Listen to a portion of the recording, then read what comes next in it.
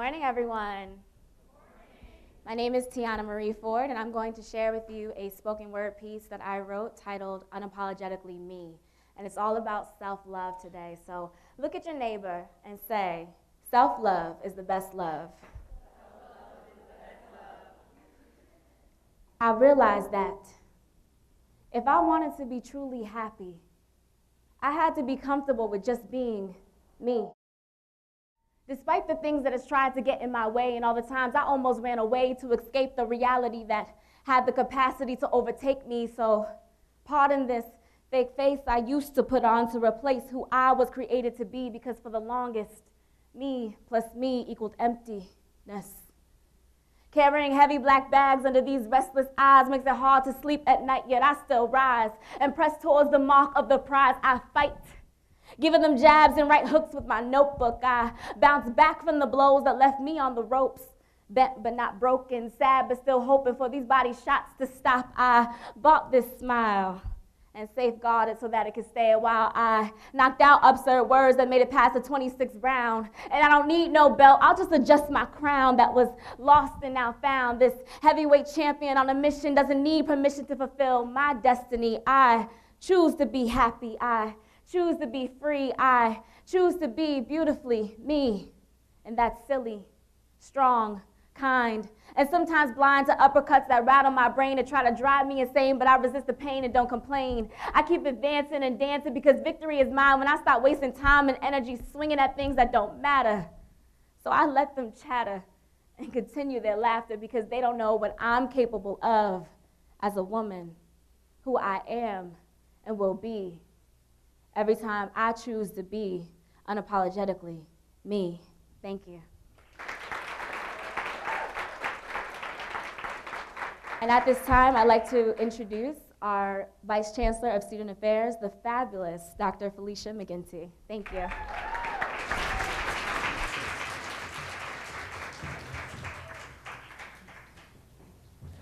Good morning. Good morning. You all are beautiful. I am so excited for this day and for what we are about to embark on. It is my pleasure to welcome you to the first annual Dr. Jewel Plummer Cobb Women's Empowerment Conference. We're excited to be here today, and I want to give you a sense of our background and how we got here. This conference came about as a result of conversations with students, talking with us about the need to feel empowered and the urgency around having a sense of place and inspiration given all that's going on in the world. And so today we're here to uplift and to empower and to inspire one another. And today we're here as sisters, as friends, and at the end of the day when we leave here, we're going to leave here ready and empowered to do more work and to achieve our goals. There are many of us that are in the room today, and I don't want to spend a lot of time on introductions, but I want to make sure that you know that we have a wide-ranging audience with us today. We have some youth that are from the Civic League here in town, so there are some high school-age students that are with us, and we welcome those young women. We also have alums with us who range in age and class and experience, but we have alums with us from as far back as maybe, I don't know, let's see, when did some of you graduate? Now don't get me to lying. Carol, help me out, what year? 69. Okay, so we can say we range from at least the class of 69. All right. To the class of 2016, I believe. So lots of women are here, and most importantly, we have current students and we have corporate partners here from Ernst & Young. So you're going to hear from some of those folks throughout the day. But the goal is for us to uplift one another, to be inspired, to set high goals, and to be willing to pursue those goals despite any setbacks. Our theme, nevertheless, she persisted, and that's what we're going to do. We are going to persist. I read a quote that I thought really embodied who I am and some of my life experiences, and that quote said, "A successful woman is one who can build a firm foundation with the bricks others have thrown at her." So no matter what happens to us, right? Let's embody our conference theme. Nevertheless, we persist. And we can look at the world today and just see, you know, the cold hard facts. Women earn less on the dollar than men. Despite being well qualified for jobs, we often have to fight and maybe don't always get them, but we persist. Hillary Clinton may not be our sitting president at this time, but we know that she was qualified. We know that she persisted. And so we can take lessons from all the journeys of those that have come before us and persist. As you look through your program today, I want you to read about Dr. Jewel Plummer Cobb, and I want you to get to know her. You'll see that she was an African-American woman who defied the odds, who studied science, who was a prolific researcher, who had a great career not only as a scientific researcher, but an academic leader. She was the first African-American woman to serve as dean of Douglas College, and more importantly, she was one of the first African-American women to serve as president of a predominantly white institution in the United States. Dr. Jewel Plummer Cobb was a trailblazer who persisted, nevertheless. And so as we look at her example, we should feel inspired. And we should know that a woman like that came through this place and worked hard and took her place in the sciences, in higher education, and left a model for us to follow. Throughout the day, we're going to hear from women that I know will inspire us, will uplift us, and I want you all to take heart, to take notes, and to know that those people who are giving those sessions today and who are talking to you, they've done it. You can do it too. If you are a current student, I want you to be inspired by the alums here. I want you to network with them today, get to know them. This is also part of learning how to persist, right? So current students, you have an opportunity to network today with our presenters and with other participants, and I encourage you to do that. Likewise, if you're a current student here at Rutgers, you also have an obligation to be a role model to those young women who are here from the Civic League, those school-age students. And so I want you to take some time also to encourage them and to mentor them, because our purpose is to lift as we climb. And so in the spirit of sisterhood, we owe something to one another. So I want us to keep that in mind and to know that this is a journey that we're on together. And if we work together, we will persist. So I invite you to enjoy this conference today. I also encourage you to keep in mind that this is just the beginning. This is our first annual conference. Next year, we have plans for this to be bigger and better. So the date for next year's conference is March 24th, 2018. So we'll be back next year with a bigger conference and more going on, but we just appreciate you being part of this first ever Women's Empowerment Conference. So welcome and enjoy. Oh, good. So thank you, Dr. Felicia McGinty, for that incredibly empowering and inspiring opening speech. Yes, that was amazing. And hello, wonderful ladies over here, and also wonderful gentlemen. My name is Shutik Zhang. I'm a junior, international student, junior, and double major in accounting and finance in Rutgers Business School. And I'm currently serve as the president for National Residence Hall Honorary. Yeah, so I'm gonna let my best friend introduce herself. Hi guys, I'm Danica Sapit. I'm a current senior studying electrical and computer engineering and visual arts. I serve as the president of the S.T.E.A.M chapter here at Rutgers University and as the vice president of the Society of Women Engineers. And we were really excited when they asked us to be a part of this conference today, especially as women in male-dominated fields, you know, engineering, business, and finance. It's really empowering to see not only this event come into fruition, but to see all the people that came out to support us and all the women here that are doing amazing things.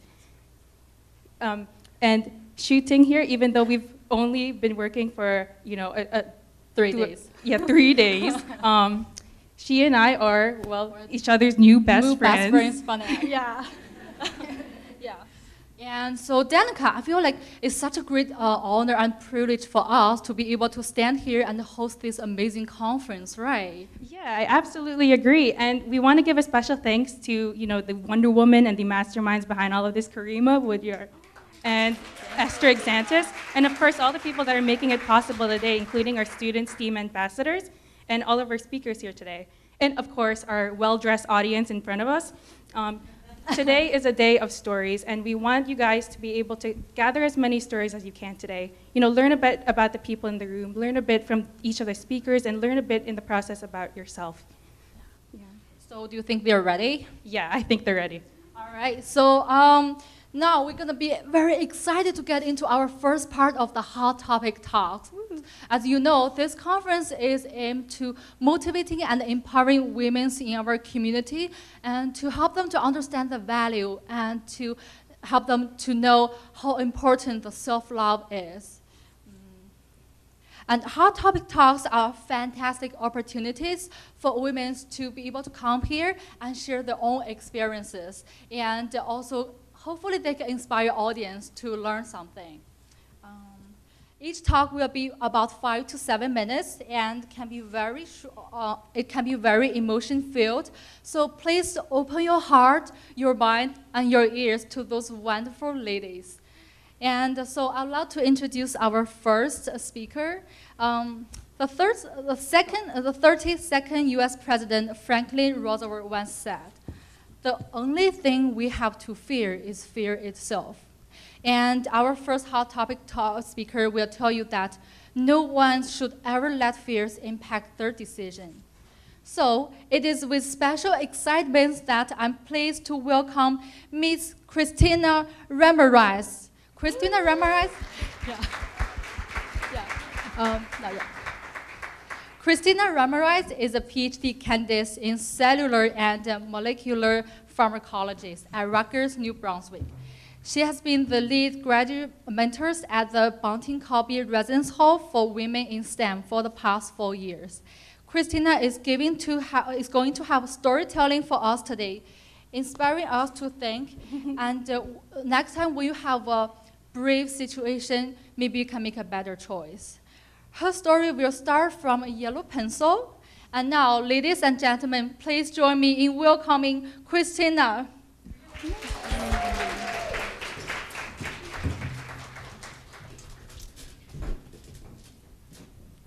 I can't go that far because it's like blinding me. So the title of my talk today is called Yellow. Yellow is the color of this pencil, but this is no ordinary pencil. This pencil I first saw when I was 8 years old. When I was 8 years old. I first saw this pencil, I was sitting, prior to seeing the pencil, I was sitting in a chair, in a wooden chair in my mother and stepdad's bedroom. And not too far away was my mother holding my new baby brother. And in the room was also my stepfather and his parents, or my step-grandparents. And all of a sudden, abruptly, a heated discussion starts between my stepfather and my mother. And my heart starts to beat really fast. And I'm like, okay, this is not going somewhere nice. And then he yells over to my mother and tells her, hand over the baby to my mother, right, my step-grandmother. So she hands over the baby, and the next thing I remember is that his hands are then moving on to her throat. And they fall to the floor. And as they fall to the floor, I'm thinking, why is no one doing anything? My step-grandparents are in the room, and no one's doing anything. And so I get really scared, and my fight and flight system kicks in, and I grab the first thing that I can see. And the first thing that I can see is this yellow pencil. So I grab the pencil, I jump onto my stepdad's back, and I start poking him with that pencil. And I lean over his shoulder, and I see that my mom's face is going white, that blood is coming down her nose. And I think to myself, I'm not doing anything. I'm not doing anything with this pencil at all. I feel invisible. I feel desperate. And most of all, in that very moment, I felt helpless. And as those emotions flood me, and I think of them, that memory fades to black. But I knew two things in that moment. One, I never, ever, ever wanted to feel helpless ever again. And two, I never wanted to do something as a result of fear, or I never wanted to take an action that was as a result of fear, or didn't take an action as a result of fear.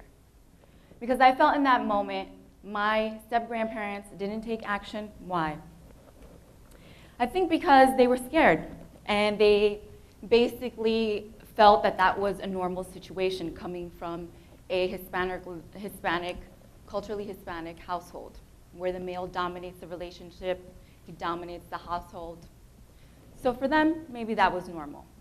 And so from that situation I took, I never want to do something that's expected to be normal, that's expected of me.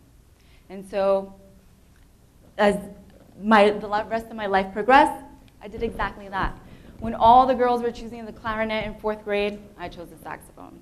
It was a little hard because, as you can see from the picture, it probably weighed as much as I did in 4th grade.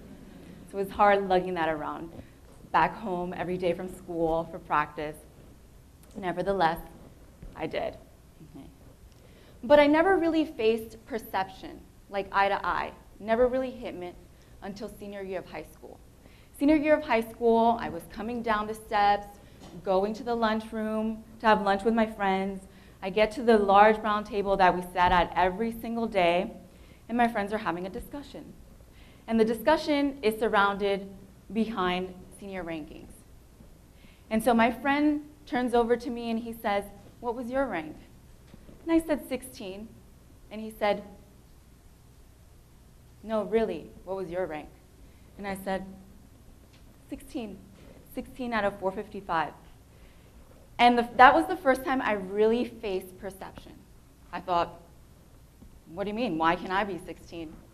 Maybe it was because in high school, I looked like the left picture versus maybe what he perceived I should look like, the right picture. And so all through all my undergraduate studies and in my master's studies, basically I worked so hard so that I would basically not be what people perceived, or try and break the fact that people thought that I should look a certain way because I was smart or I was nerdy. And that brings me then to the Manipura. Okay.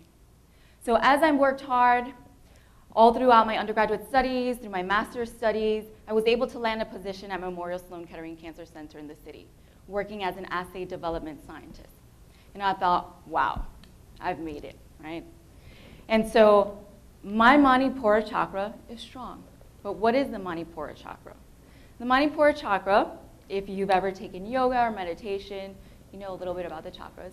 It sits right behind your navel, and it's symbolized with this yellow lotus flower. Okay? And it represents your self-acceptance, your self-knowledge, your self-confidence, and your ability to make the right decisions. Okay? So at this point in time in my career, I'm thinking my Manipura chakra is super strong, until I felt invisible again. And I felt invisible at Sloan Kettering in a meeting.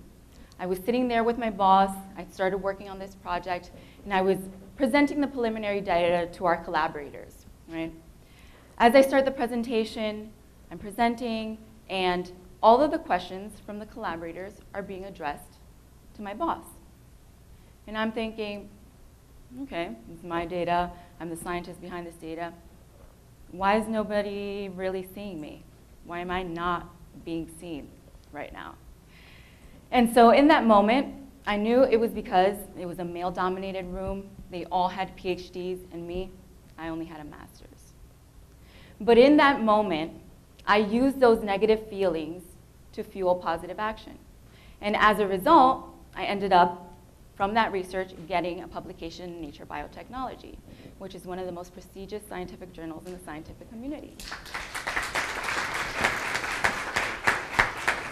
So even though my Manipura chakra dimmed, I was able to take those negative feelings and turn them into positive action.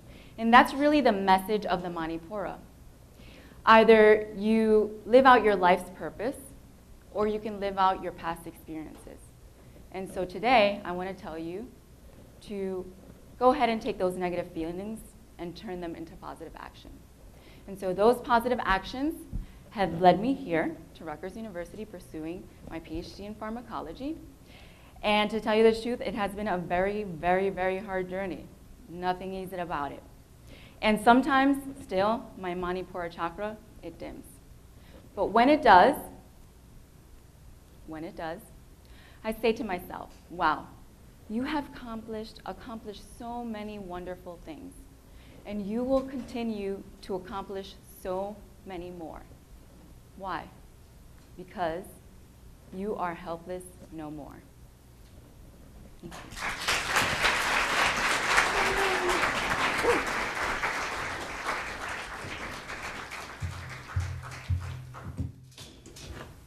Sorry about that.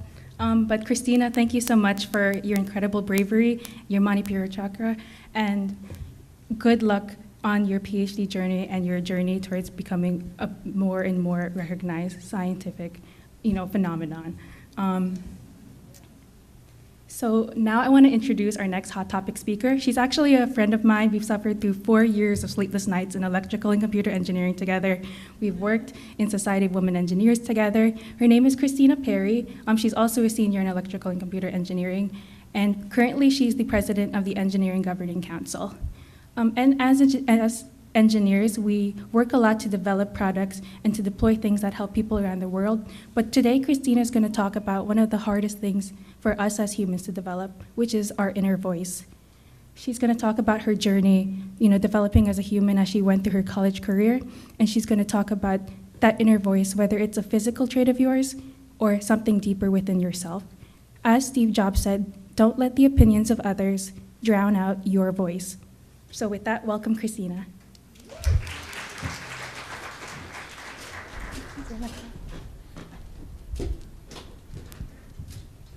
Okay, hello and good morning, everyone. Good morning. So, for my hot topics talk for this morning, it's entitled Metamorphosis, the Transformation of My Life.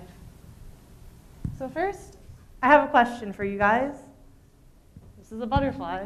I don't have to ask you guys that, obviously. But what's the first thing that comes to mind when you think of a butterfly? Oh, it's pretty. It's graceful. It's a monarch butterfly. It's orange. And it has a metamorphosis. It starts from being a simple caterpillar, and then it undergoes a change. It goes and wraps itself in a cocoon, and it hides itself away. And then it transforms into a beautiful butterfly to grow wings and soar. For me personally, when I was young, I never had a voice. I was always quiet. My teachers, they always thought I was the quietest person in class. They didn't know if something was wrong personally. I was always quiet growing up. I was the quiet one. And now people see me as a senior in electrical and computer engineering, as a woman engineer, as a student leader, as president of the Engineering Governing Council. And they wonder how this transformation has happened. And let me tell you, it's not an overnight transformation. Oh no. It's really been a great journey for me personally, and I don't think I would have experienced it any other way. So let me start first with growing up. When I was a kid, as I said, I was very quiet. I was the sort of kid that didn't talk unless spoken to in class. I'd always just work diligently. I'd put my best foot forward, since my parents would always tell me, do your best, and that's really everything that counts, and be happy with what you do. And for me, I was perfectly happy with being quiet. I was complacent, but I never really knew what more there was. I didn't know how it felt or what it meant to have a voice. And for so long, I felt like that, since I had always felt comfortable in my comfort zone, being quiet.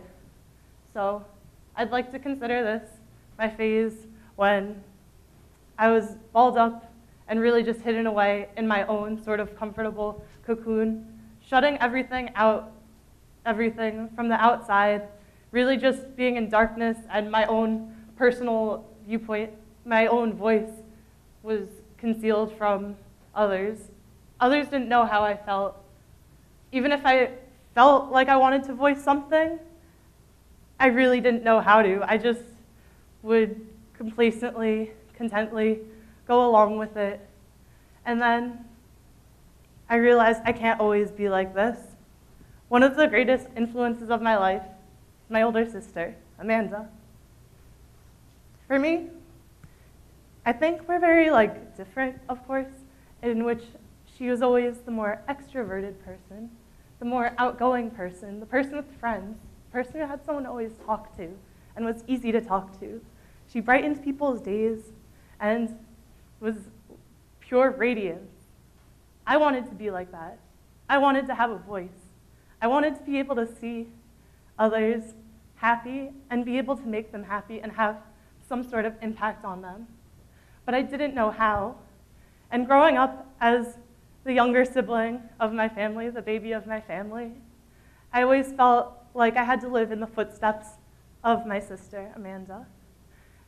We'd always wear the same dresses, we'd always take the bus together, have our parties together. Just we were very close growing up. But personality-wise, it was like night and day, where I was night and she was bright and happy as day. And for me growing up, I didn't want to live in that shadow for my whole life.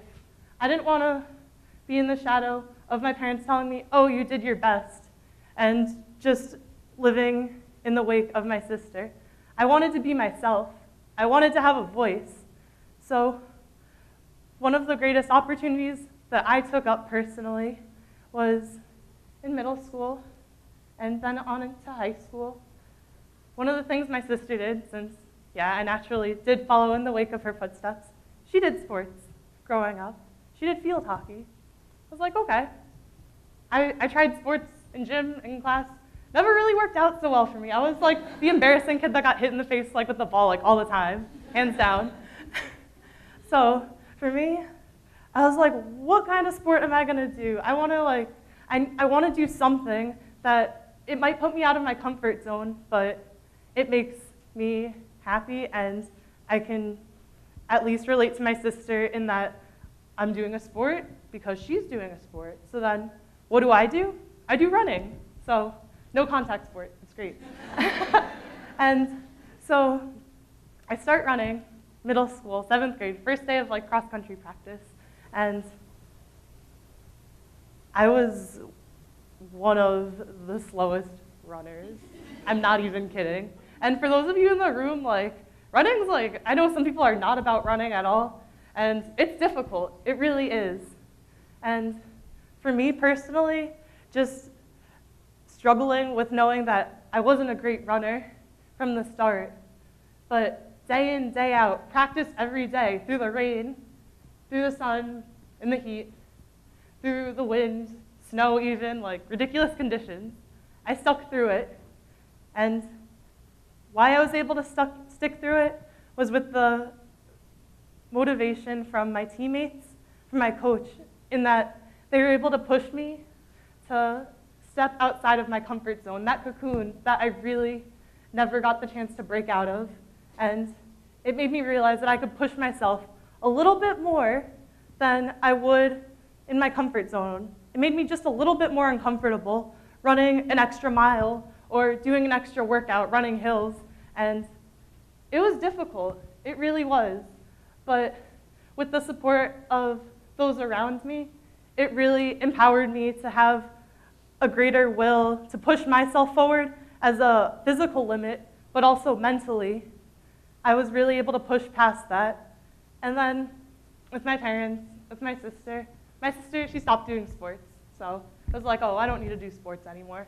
But for me, after doing running for well into my high school career, I realized that I loved it. It was difficult, for sure. And the community that surrounded me was like a family, and it really made me so strong. So from there, I stuck with it all 4 years of my high school career. And from there, was able to serve as a mentor to others, have a family that would really help me push my limits. And this made me realize I want to be able to have this effect on others. I want to be able to impact change and bring out the best in others, even if it's uncomfortable, even if it's difficult. I want to be able to make a difference in their lives for the better. I want to help them push past their physical limits. I want to help them push past their mental limits. I want to make them stronger individuals. So that's what I did. That's how it was for me during high school. And even now in college, as a senior, it's my 4th year, as now a student leader across multiple organizations and a woman engineer, I've realized that this is not an easy path at all, just as running wasn't for me on day one, for sure. And what I learned from running is you just have to stick through with it, make the most of it, and if it makes you happy, pursue it. Even if it's uncomfortable, even if it's difficult, you really just have to make the most of the opportunity and seize it for what it is. And for me, in my transformation, that helped me see a brighter light. It added so much more color to my life by having a family and a network. And this translated to my to my college career, in that when I came into college, I wanted to get involved immediately because I wanted to be able to impart change and help others in the Rutgers community. And being Rutgers as such a large and diverse university, I didn't know what I wanted to do, what I wanted to be involved with, if I wanted to continue doing running, if I wanted to get involved in organizations, Greek life.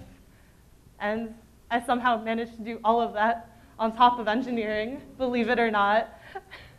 And from my involvement as early on as my freshman year with Engineering Governing Council, Society of Women Engineers, and Theta, I've really been able to help persist in really being able to voice myself and exceed my own expectations, not having to follow in the wake of expectations of my family, of my parents, of my sister, of others. I've made my own path, and it's not easy, as I said, but you really just have to be able to persist.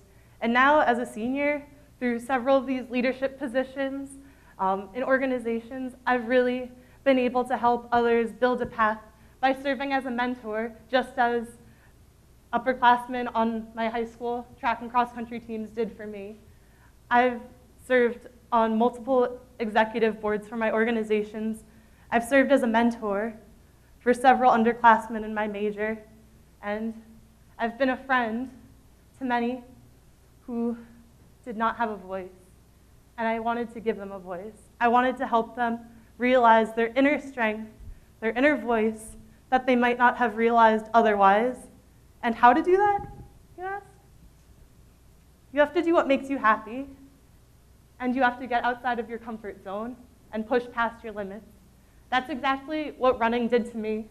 And on top of my involvement on campus, it has further propelled me to become the strong, capable leader and woman engineer that I am today. And with that, I also want to add, just as a runner, it's something that it sticks through with me, and I'm pretty sure it's going to stick with me for the rest of my life. Just last weekend, I ran a half marathon in sub-freezing temperatures since it was super cold. And I know that's something that seems crazy, seems difficult. As I mentioned, day one, I was the slowest runner on the team. Nothing to brag about. Even in high school, I wasn't placing at meets or anything, but I did it because I loved it, and it pushed me outside of my comfort zone. And even now, last weekend, when I did my half marathon in sub-freezing temperatures, full 13.1 miles, I persisted. I stuck through with it, and it really helped me push past my comfort zone and helped exceed my expectations through simply doing what I love. So that's the message that I want to leave with you guys. So you guys can tell from the picture, this is my Engineering Governing Council, and we do a retreat every year, and we do hiking, and we go up to North Jersey, and it's really a great experience. It's where we help others find their voice, new members to the council who may be new, may not know anyone in the council. I know when I was a freshman, I didn't know a single person in the council, and I went on this retreat as a naive, shy little freshman, and everyone on the trip was so helpful. They helped me decide my major. They helped me life advice. I still talk with so many of them today, and really just serving as a mentor to me now. And from my involvement, I really hope that I can impart change and really help others exceed their expectations and find what makes them happy, just as they did for me. So now my transformation comes full circle. I've developed the skills to be a leader, and I'm helping others to become a leader. So I've grown my wings, and I want to soar, but I also want to help others soar with me. Thank you.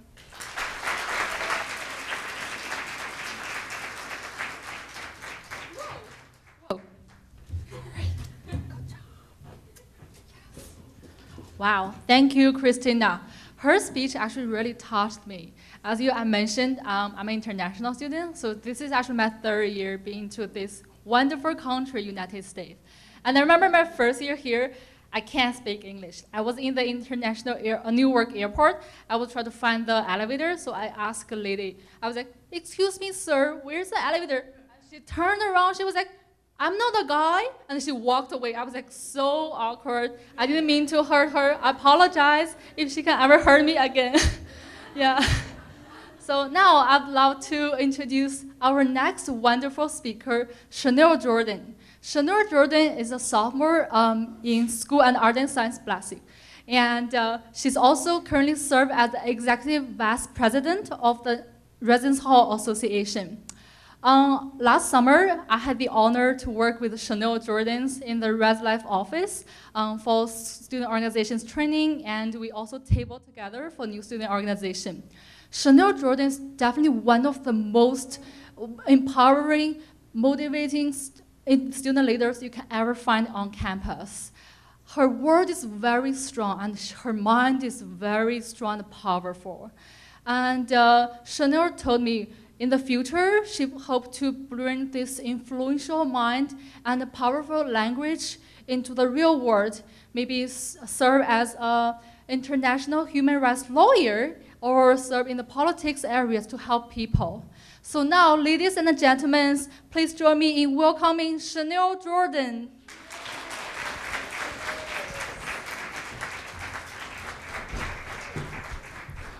Good morning, everyone. So my talk today is called Burden of Silence. There is no greater agony than bearing an untold story inside of you. Maya Angelou, I know why the caged bird sings. And that agony for me was not having a voice since I was very young.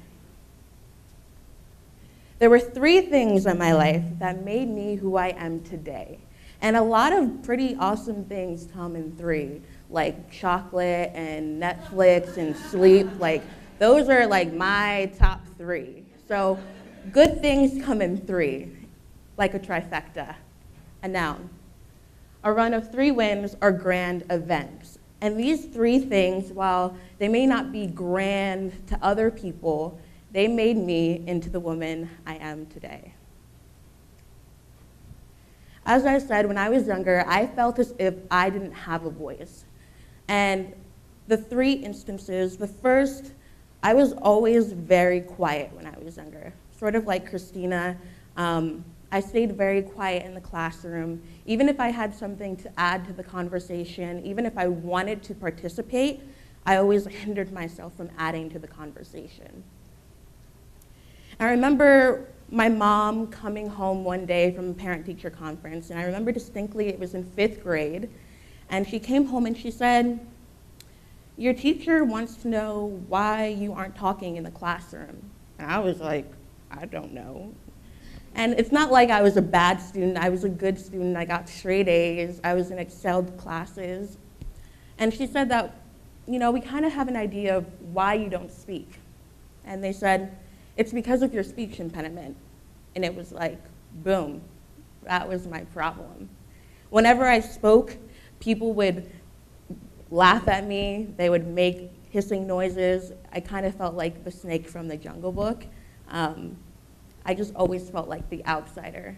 And even though I was adding something to the conversation, it was always invalidated by my speech impediment. And 2, growing up, even up until high school, I was always seen as the Oreo, the black girl with a white girl living inside of her. And that always made me so mad because they tried to invalidate my blackness just because of my eloquence and my intelligence. And I always felt hindered in what I could do because of the fact that no matter what I did, I would never be black enough. I was the coffee that had gotten too much creamer. And I was too black for my white friends and too white for my black friends. And I felt as if I was caught between this impasse of not knowing where I belong. And I didn't figure that out for a very long time. And 3, I grew up in a traditionally African household. Now, don't get me wrong, no 2 households are alike, no 2 cultures are alike, no 2 countries are alike. And for me, my family is from Liberia. But even then, no 2 families within Africa or within Liberia are the same. But I know within my household, I was always expected to be in the kitchen. I was always expected to clean. I was expected to know how to cook on top of doing my schoolwork. And don't get me wrong, my father always pushed me to do better. He said, "Angel," because that's my middle name. He said, "Angel, I don't want you to ever have to depend on a man." And he was right in that. But I felt as if he contradicted himself when I would get in trouble if the dishes weren't washed, even though my brothers had left it there after I had already washed them. And I felt angry when I would dedicate my time to doing my homework, and my father would say, "Oh, have you done the dishes?" Or my mom would say, "Oh, come be in the kitchen with me and cook," but didn't have that same expectation for my brothers. And there was one point where I just got so frustrated. I was like, you know what, F this. I'm tired of always being quiet. I'm tired of always having my voice limited by other people, even though I have some pretty great things to add to the world. So I finally found my voice. I started giving back to my community as a mentor. I was president of the National Honor Society. I was captain of the field hockey team. I was involved in high school. I was a stage manager for our plays. I was even in one of them, even though I'm not the best of singers, but it's okay. And I was able to find my voice. And I always remember this quote, and even though I discovered it recently, it always sticks with me. I am mine before I am anyone else's. And I always want to do something in my life, not because other people expect it of me, not because I'm a woman, not because I'm black, but because I want to do it. And anything I do in life is because I want to do it, and it is mine, it is my possession, and I do not belong to anyone else. So I graduated at the top of my class, 10th, top 3%, and I whipped and nay-nayed to get my diploma. And this is the Chanel that you see today. So where do I go from here? I'm in college, and the troubles still continue. I don't have the grades that I want to get or that I need to get to go to law school, but I'm going to persist no matter what. I'm going to keep going because I want to do it for me. I want to change the world for me. And when I left high school, I had this big dream of world domination. And not in that crazy sense, like, oh my God, I'm gonna take over the world and everything's gonna be mine, but that I was going to have a positive impact on everyone around me. So whether it was at the United Nations or in that office right there, I knew that I could make a change.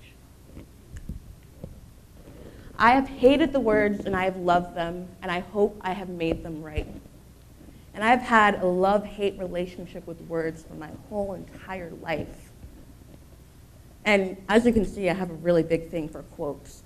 And that's because quotes and books, they could always put into words that I couldn't even fathom of bringing into existence. And that's what I love so much about them. You may have different interpretations of them, but they always say the right thing when you need them to. Thank you.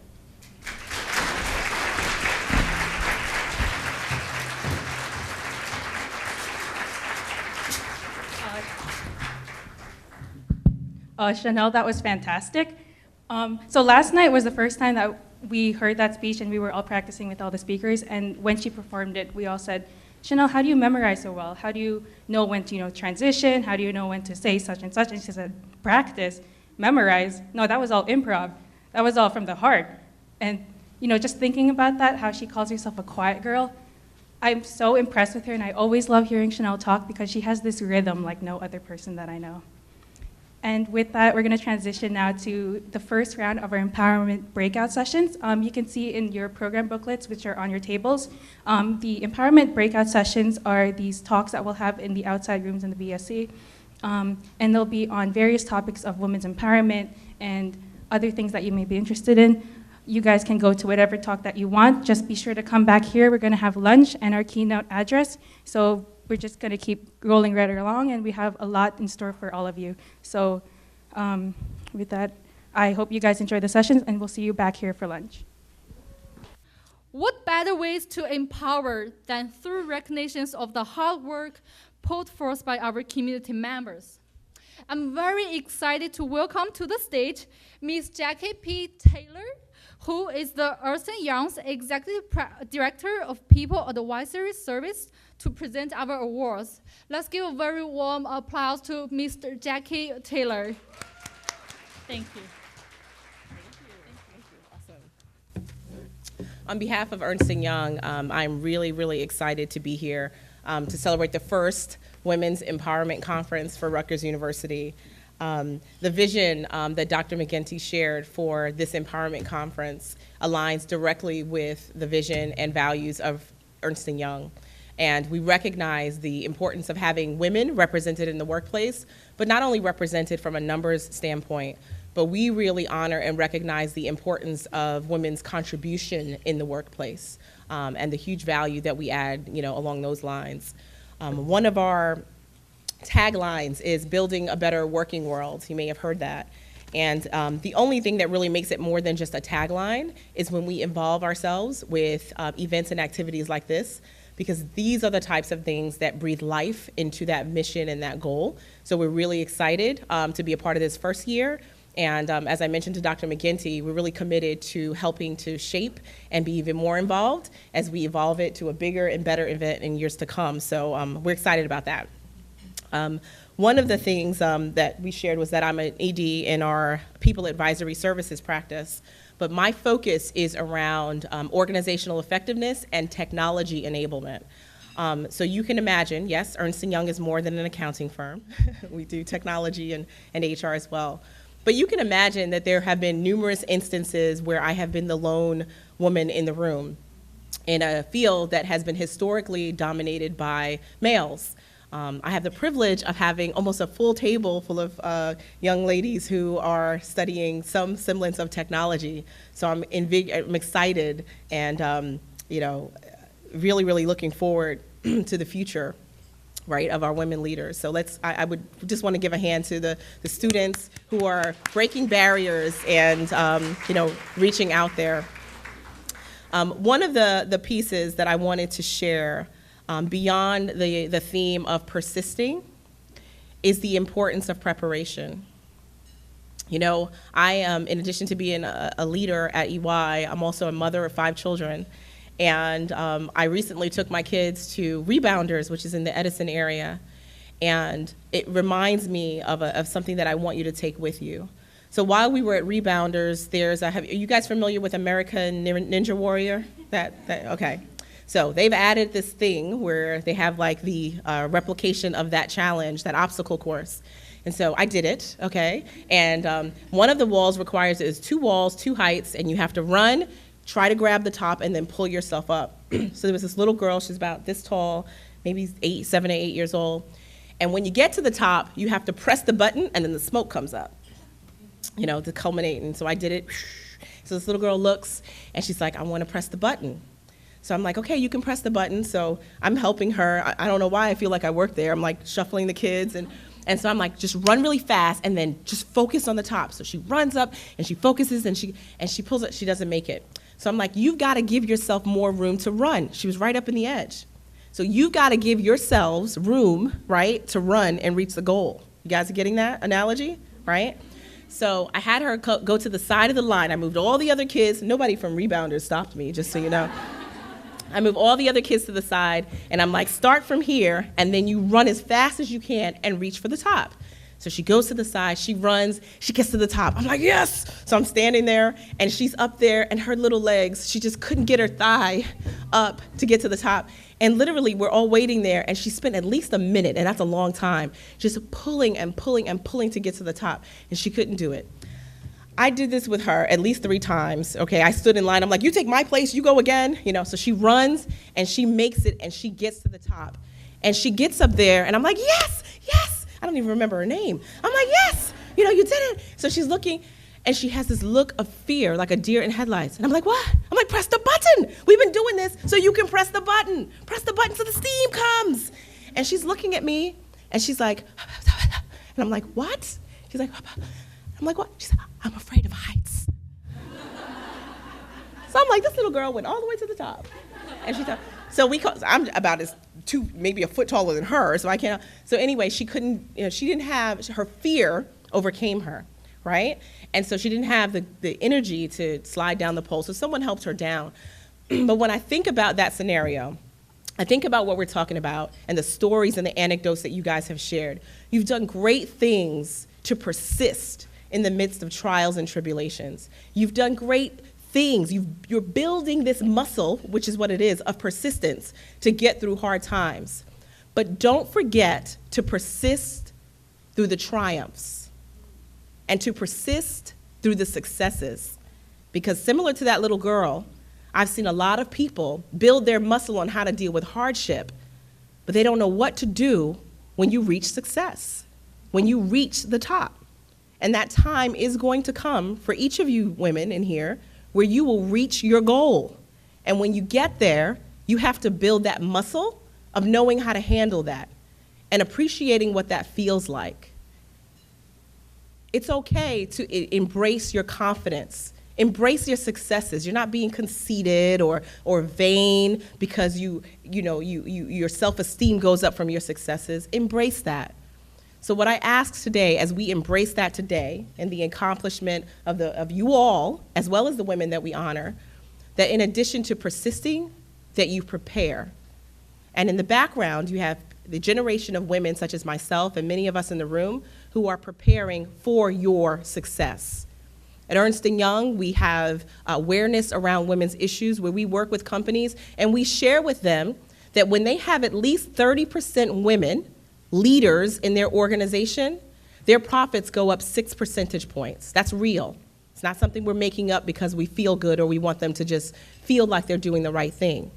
We have conversations with organizations who are really looking to move the needle by showing them and giving them reports of where there are disparities in pay between males and females, organization-wide and by department. And we help guide them on how they can move that needle, what they need to do to bridge the gender pay gap. And then we also have conversations with the men in our workplaces around how to engage with women in the workplace. You guys have heard of the concept of man-interrupting, where women say something, men repeat it, and then they give credence to the man that said it, or women speak and the men interrupt. This is an education process. So I just want you to know that while you are preparing and persisting we are also preparing the workplace for you.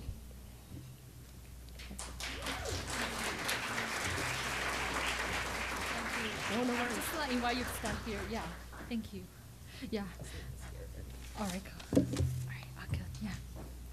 All right. Thank you. That was a very amazing speech. Yeah, I totally agree with. We have to be prepared. Especially, it's very important to educate the next generation to know. I actually learned a new word today. The mentorrupting. I heard that idea before, but I never know this is a word. So it's very important. Like I know today we get together and we being vocal about being powerful women, but also after we come back, we have to put our great idea into practice to actually be prepared with our hard work to be very powerful women. And now I'm just gonna have a very brief introduction about this award. So the Dr. Janet Lip Norwood Prize was established to recognize 2 women students for their tremendous contributions to the Rutgers University community, as well as their commitment to academics, leaderships, and service. Eligible nominees must be enrolled at Rutgers University, New Brunswick, either for a part-time undergrad or grad students, in good academic standing and maintain a cumulative 3.0 GPA or higher, in good disciplinary standing and demonstrate a balance of academic and co-curricular excellence. Dr. Janet Lip Norwood Award, Dr. Janet Lip Norwood was the first woman to lead the Bureau of Labor and Statistics and served under both a Democratic and a Republican president. All right, now we come to other exciting part. I'm gonna announce the first recipient of this award, but I'm not gonna tell that person's name until the end, so you guys can keep listening. Just kidding. Okay, so our first recipient of the Dr. Janet Lip Norwood Prize currently serves as the Associate Director for Bush Residential Council and is majoring in cell biology and neuroscience and psychology with a minor in Spanish. A lot of achievements.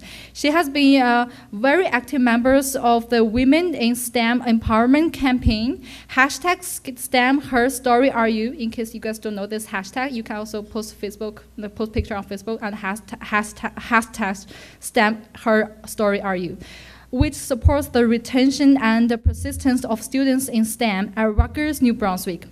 Please join us in congratulating Miss Jennifer Jiang. Oh. Yeah.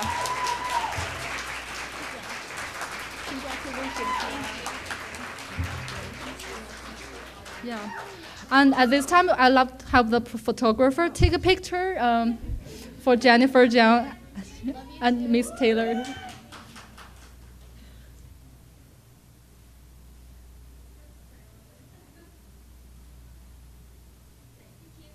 Thank you. Well, now we come to the second recipient, which is also the last one. So our second recipient of the Dr. Janet Lip Norwood Prize is a PhD student, major in materials engineering. She's a grad mentor for Douglas Residential College and serves as a grad advisor to the STEM Women's Empowerment Conference Ambassador Program. Please welcome to the stage Miss Catrice Carter.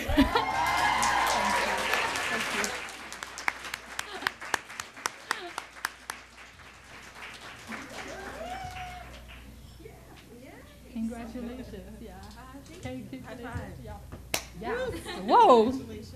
Yeah. Yeah. Yeah. I'm gonna take a picture.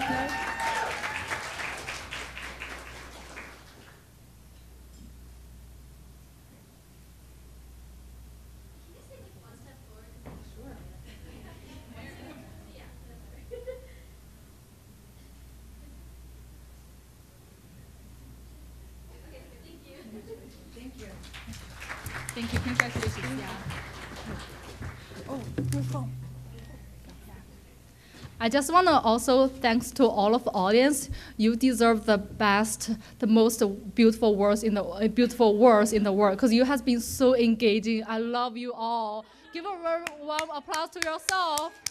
Thank you. And now I'd love to invite my best friend and come to introduce our keynote speaker. And can we give a round of applause to my best friend Shu Ting for being just an incredible ball of energy. So congratulations again to the award recipients. And now we're going to introduce our incredible keynote speaker. She has a hefty list of achievements under her belt, so I need a paper this time.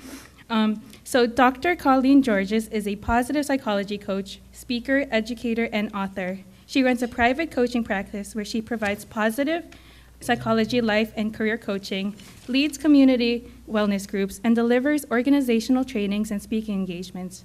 Dr. Georges is also a Rutgers University lecturer in counseling and women's leadership and social justice, and is a member of the Rutgers Speakers Bureau.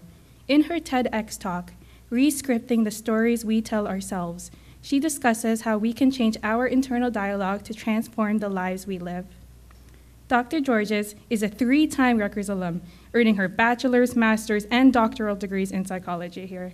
She is a nationally certified psychologist, licensed professional counselor, certified comprehensive positive psychology coach, and holds over a dozen certifications in life and career coaching, positive psychology, and positive parenting.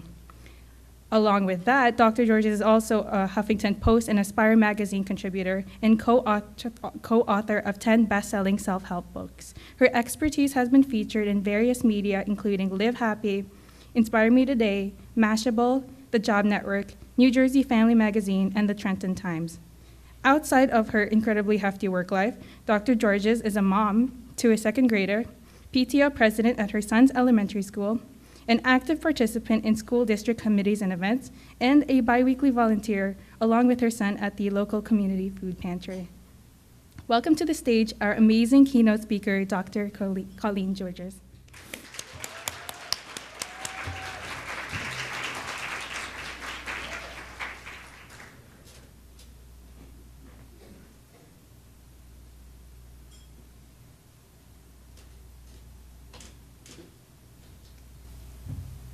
I can tell you that every time I hear all that stuff read out loud, I feel it's important to say that none of that happens without dropping lots of balls during the juggling process. And that's one of the things I want to talk about today, is that I think we as women often get the message that we have to have it all, and do it perfectly. And so we're going to chat a little bit about that today. I'm really excited to be here, and I first want to say thank you to Dr. Felicia McGinty, Keisha Dabrowski, Karima Woodyard, and the entire conference team for inviting me here today to talk. Women's leadership is one of my great passion topics. I think that I realized it was a topic of passion officially when I was in graduate school.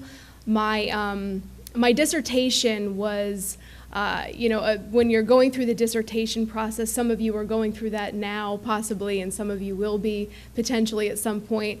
But I remember going through all kinds of topics and just not really feeling like I was hitting it on the head, that I was finding something that was a right fit for me. And one of the people on my dissertation committee team said, go home this weekend and think about what you think about in your spare time. What matters to you? What do you want to know? Let's get a past research and what you're learning in class, and think about what you actually care about, what interests you, what intrigues you. And I found that one of the things that was really interesting to me was I wanted to understand how women made the choices they made about career, about family, about recreation, about politics, about relationships, about everything that makes up our identity. And at that point, obviously, just coming out of college, the college years are when we're figuring those things out, and even in graduate school, we're figuring those things out. Who are we in every area of our life? And I was so curious to understand, what is it that makes us tick, makes different women make different choices? And so ultimately, I did my study on women's identity development, and I looked at Douglas College students, and they were my population of study. So, and since then, I do teach the Intro to Women's Leadership course, Knowledge and Power, at Douglas College. And it's really exciting to kind of be on the other end for the last 6 years, working with the next generation of Douglas Residential College leaders. So, I feel like it's important to kind of start out today by thinking about our topic, Nevertheless, She Persisted. Now, I wasn't here earlier this morning, and this may have been talked about already, but I'm going to touch upon it again then. So last month, when Senator Mitch McConnell and Senate Republicans tried to silence Elizabeth Warren, who we know is impossible to silence, thank God, and by the way, is a Rutgers Newark Law School grad. Did everybody know that? I didn't know that. I was super excited to find that out.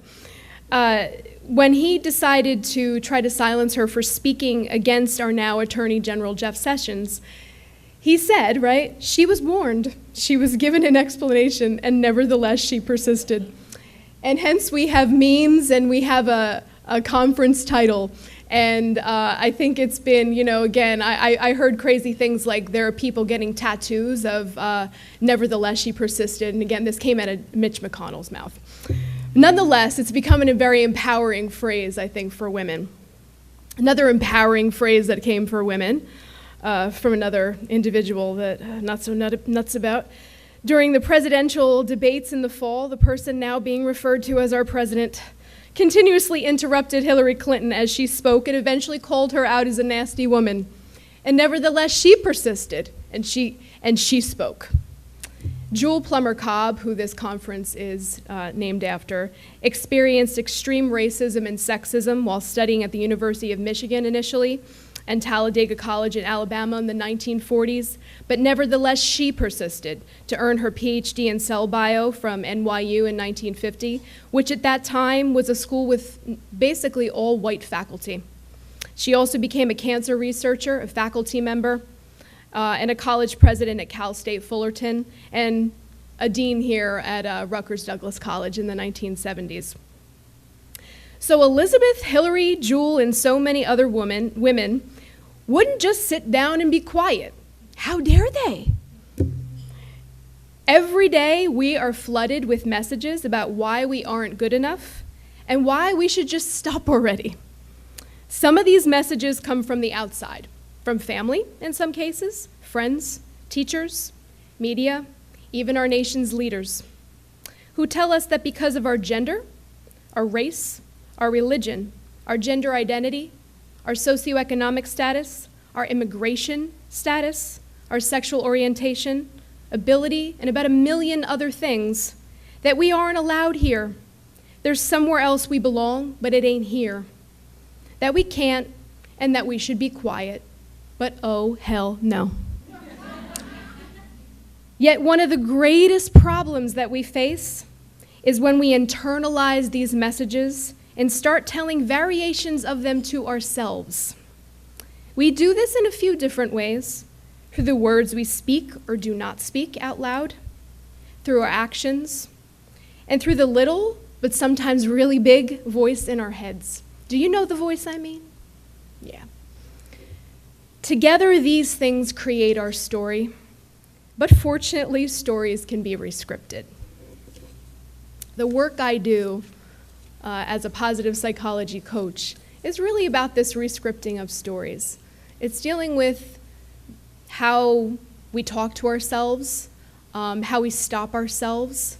I just had a session this morning before I came here with a client. It was the first session we had together, and she's talking about how all she can see is her imperfections, how she has such a hard time talking about her strengths. Jackie Taylor talked about the importance of celebrating our accomplishments and seeing what we're good at, and how hard that can be, especially for women.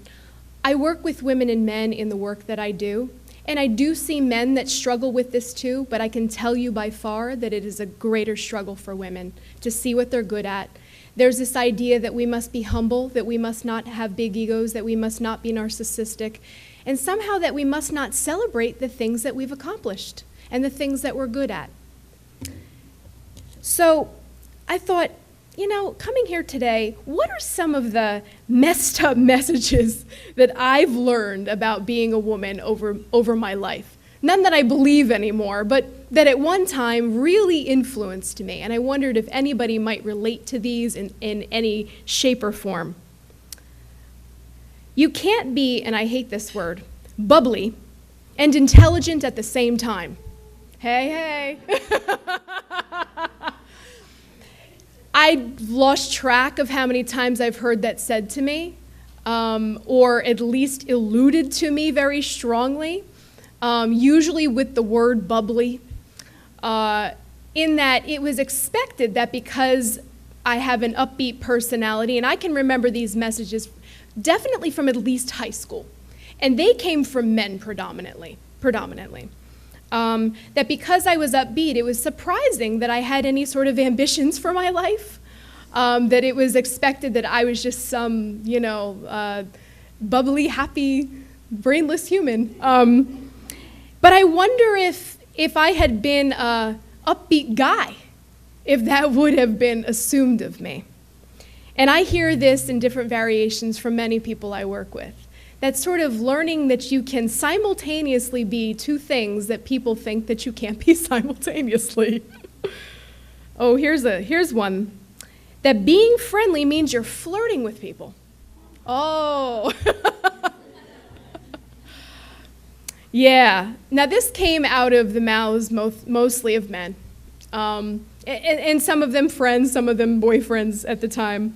But that being friendly somehow indicated that you were trying to do something else. You were trying to hook up with somebody, you were trying to, flirt with somebody, you couldn't just be nice to be nice, that there had to be some ulterior motive associated with it. Again, I've never heard anybody say that to a guy personally. Maybe it has been, but I haven't heard it.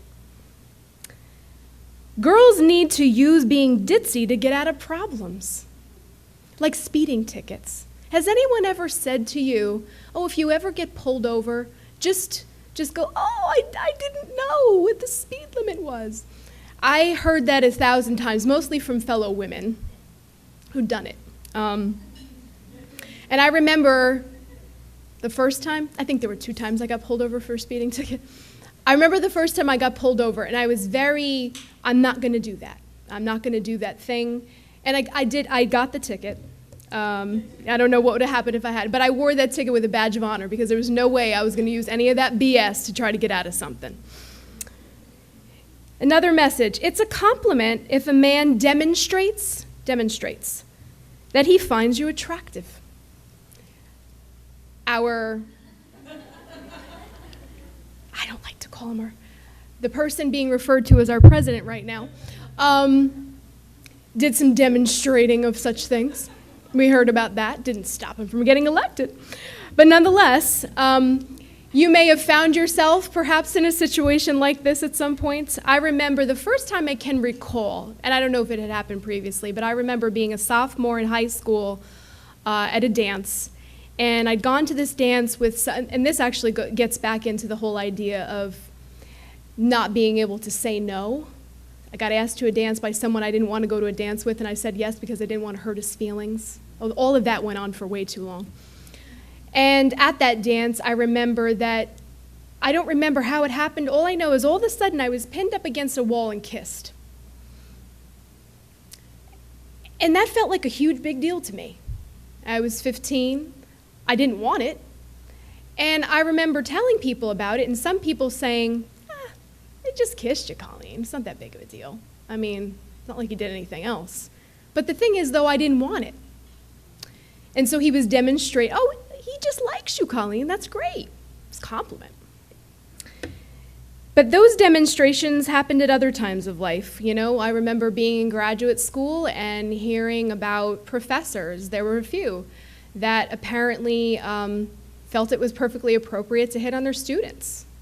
Students that were in their class, students that they were a research assistant, but that again, that wasn't something that you should make a big deal out of. Or colleagues looking you up and down, that, oh, it's a compliment. So these are messages that I got about it's a compliment if a man demonstrates that he finds you attractive. Another one, women should be graceful. So this came from how I walk. I'm a loud walker. I walk with a stomp. And I had many men along the way comment that I should try to walk more softly and more gracefully, that I walk too loud. You sound like an elephant, a horse. I've heard all kinds of things when you walk. And I'll tell you, early on, I found it very embarrassing and very insulting to hear that, and it was very hurtful, and it made me, I think, quite insecure. It was something I was very aware of, and I would try very hard to be more graceful. Now, if anyone says that to me, I'll just tell you, I'm a force, and you know when I'm coming. I'm loud. And another one, as a woman, you've got to be career-driven and be a mom to multiple children, preferably, and do it all at 500% capacity. And we were having some conversations about this, and I'm going to talk a little bit more about this at the end, about how difficult it is to hear these messages. Sometimes they're coming from your own family. Sometimes they're coming from supervisors or professors or colleagues or friends even. Along the years, I've had many students in STEM who, in particular, who are really scared, and they talk about in their papers and they talk about in class how they've heard that they're going to have to choose whether or not they're going to have a career as a scientist or have a family. And they've heard that at some point they're going to have to make a choice because they're going to make less money, they're not going to get the best lab equipment, they're going to be passed over by some guy. As if these things are choices and they're not things that you can do both. And that as if something being different or impactful means that it's ruining your life. There are different ways that we do what we do, and we'll talk more about that. So these are some of the messages that I got about being a woman. This is just a very select handful. But again, messages that we don't often hear about men, especially, I think Keisha had invited me, I believe it was the fall, it was last year, to talk about having it all, right? As a woman, what does it mean to have it all? How do we manage that? Have you ever heard anyone say, how can men have it all? If you have, let me know. Have you heard people ask, how can a woman have it all? Raise your hand. Yeah. We expect ourselves, and the outside world expects us to do it all, and do it all perfect, and how difficult that can be. So these messages don't always get flipped back on men. So I want to share a little bit of my story, kind of in a non-chronological order, with some advice, some things I've learned through my own struggles and through working with my clients and working with students over the years that I think are critical things that we need to learn as women. I think it's important first to start out with, we're talking about women's leadership today, but I don't know that we can talk about that without talking about all the other identities that we hold. And I think privilege is something that I'd like to bring into this conversation briefly. So to begin, I walked into life with a big chunk of privilege. I'm white, I grew up in a middle-class neighborhood, I'm Catholic, I have two great parents who encouraged me. As we all know, the intersectionalities of our identity play a crucial role in how we see ourselves and the challenges that we face. We all face different challenges, different situations. Despite having these privileges, somehow negative messages permeated me too. Getting an education at Rutgers intimidated the hell out of me. I was the first woman in my extended family to get a degree. My mom is the second. About 12 years ago, she got her bachelor's degree, and I'm crazy proud of her. And I was the only person in my family to ever get a graduate degree. So despite some privileges, there were some realities that I didn't necessarily understand college education very well, and I didn't really know how to do it, and I felt very, very insecure about it. And I very quickly felt like I was failing at it. My college years were the hardest of my life. I listened to people talk about college. I listened to my husband talk about college, and he's amazing. He was very involved when he was here. He remembers college very fondly. He did lots of things, he had fun. I look back on college now differently because I think I understand that the challenges make us stronger, but those years were really, really rough. I tried to be like other people in order to fit in. I really didn't understand who I was. I struggled quite a bit to figure out who I was. I think that I spent a lot of time attempting to shift my identity, almost like intentionally, try to be like this person, try to be like that person, maybe that's gonna fit, maybe that can be me, but not really understanding who I was. So some things that I learned over the years.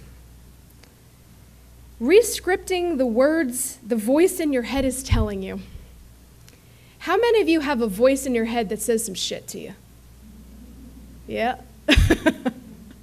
One of the things I tell my students and I tell my clients, I had a client say to me in our first session probably about a month ago, she said, Colleen, I'll just be so happy when I don't have, that the negative voice doesn't say these things to me anymore. And I said, no. If that's your goal, we're gonna fail. That's not gonna happen. We have to learn to know what those negative voices say, because for each of us, it's different.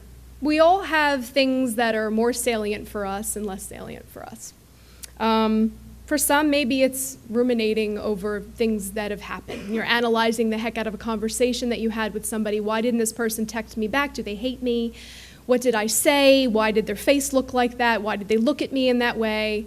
For some, it's regret, going over things and thinking I should have never done that. If I had done this, I would have had a better life. This would have been better, that would have been better. For some, it's catastrophizing about the future. It's looking forward and thinking, there's no way I can do that. I'm not good enough for that. I can't handle that. I'm overwhelmed by that. For some of us, it's a little bit of everything. But that voice can be a super, super mean voice, and we all have a little bit of one. And the idea is not necessarily to stop the voice from talking, it's to shush it and change what it's saying. So my inner voice used to be super, super mean, and it would stay mean for a really long time. That voice sometimes tries to control things that are out of your control also, like worry, or ruminating over anything and trying to analyze something that if you don't know the information, you don't know the information. So learning how to stop trying to control what we don't control and figure out what we do have control over and act upon that. Speaking back to the voice, yes, I just told you to talk to yourself. Talking to yourself is not the worst thing. You could choose to do that in your head or out loud, depending on where you are, whatever you're comfortable with. But I literally challenge my clients to talk back to the voice. If it's telling you you can't, tell it you can. To look back through your history to think about when you have. Where have you faced a situation where you did persist, where you did overcome, where you were able to handle something that seems unhandleable right now? Where have you done it? What did you do at that time? How can you use that information now? Remind yourself of where you've triumphed, because there's information there. We may make mistakes, but we don't always fail. And even if we do fail, we can live through those failures. And there's also a lot of good information in the failure. Changing the words that it's saying to us. I literally go through, exercises with people to, what are your rules for yourself? We all have these rules we create. Many of them are coming from these outside messages that we hear, how we have to be perfect, how we have to hide our flaws, how we have to never let anybody down, how we have to never drop balls. That's why I talk about how I drop balls all the time. That these are rules we create without realizing we've created them. And they feed the things that we say to ourselves every day. They're often very hooked into these rules that we have that we don't even know we have. Knowing what those rules are and beginning to re-script the rules to create rules that make more sense, that are kinder, more self-compassionate, and work better for us. And going back to what Jackie Taylor was saying earlier, learning to be cool with the fact that you have strengths. Don't be uncomfortable acknowledging what you've done well. Don't be uncomfortable acknowledging what your skills are. And tell yourself those things. We spend so much time criticizing ourselves. I've yet to meet someone that doesn't have an element of that. We spend so much time criticizing weaknesses, criticizing imperfections and mistakes, and we don't seem to think it's such a big deal or so terrible to mull that over for hours and hours. But it can be so uncomfortable to imagine actually patting yourself on the back and sitting in your glory, to be able to sit in those moments and say, yeah, I just won an award, and that's freaking cool as hell. And it is. To learn how to be comfortable with that. Second piece of advice, speak. Now, how you speak may be a little bit different for everybody. I'm going to quote somebody who says it best. Writer, feminist, and civil rights activist Audre Lorde, she said, "What are the words you do not yet have? What do you need to say? What are the tyrannies you swallow day by day and attempt to make your own until you sicken and die from them, still in silence?" When you really think about that quote, you can imagine times in your life where you've stuffed it, where you've wanted to say something. You overheard a conversation on the bus. Somebody was saying something about women, about African Americans, about people with a disability, about someone that you want to protect and you want to support. But we were too scared to say anything. When you had a conversation with your parents, sister, brother, friend, and they said something about politics and it wasn't your politics, and you felt like you wanted to say something about what matters to you, but you were scared. We all have these moments. I read about these moments in papers a lot, about students who are so scared to say something to their mom or dad when they hear their mom or dad saying something about a community or a group that doesn't feel right to them. That's their parents, and it's scary. How do you open up a dialogue? How do you have a conversation? How do you speak? For a really, really long time, I didn't speak. I didn't speak in class. I would watch people speak in class, and I would think, they're so smart. They seem to know things I don't know. They seem to know how to ask questions, and I don't know how to ask questions. What are they doing that I don't know how to do? I was terrified to ask a question. It didn't matter how big that class was. It could be 20 people or it could have been 400 people. The thought of asking a question and sounding stupid scared the crap out of me. And I would listen to people do it, and I wanted whatever it was that they had. How did they do that? For 3 years of my 4-year undergraduate career, I was in an emotionally abusive relationship with someone who, one, thought that being friendly was flirting, and thought that he owned me. I thought he owned me too after 3 years. He called me all kinds of names. He said all kinds of things. And quite frankly, by the end of that relationship, I really hated myself a lot. I didn't speak, and I stuffed everything down. Being afraid of repercussions, being afraid of not being loved, being afraid of being stupid, sounding stupid, being afraid that to speak, I needed to say it exactly the right way, that I needed to have a great plan. For so many years, that stopped me from speaking at all. Now, the thing is, there's no right way to speak. You could start in conversations. If you hear any of this and you say, I struggle to speak, some of you may not. Some of you may be very comfortable with that. Some of you may feel like, yeah, you know what, I do. I get nervous. I'm uncomfortable. You could start with a conversation with someone you're comfortable with. You could write. Get it on paper. Get it in a journal. Or if you want a bigger forum, you've got the Targum and you've got all these other, I see so many of my students who, as first-year students in our women's leadership course, were a bit insecure and a bit tentative. And the things they go on to do, and many of them who've written for the Targum, they write articles, they write for, Humans of Rutgers. They spoke. They found their space to speak. There's no right way. Sometimes when we think about speaking, we think it has to be here, like this. It doesn't have to be like this. It doesn't have to be on a stage. Advocate. If you believe in something, say something. Find a way to do something about it. Again, there's no right way to do that or wrong way to do that. You gotta figure out what your way is. because we all have a skill and we all have a way that we can speak up for the things that matter to us. And boy, do we feel better when we do. Number 3, there's no right way to be a feminist, woman leader, or a woman, for that matter. I remember being a little girl and playing with some friends that lived close by. And this was in the late 70s, early 80s. So I'm going to date myself with some of these names here. But my friends, 3 other girlfriends, used to like to play housewife.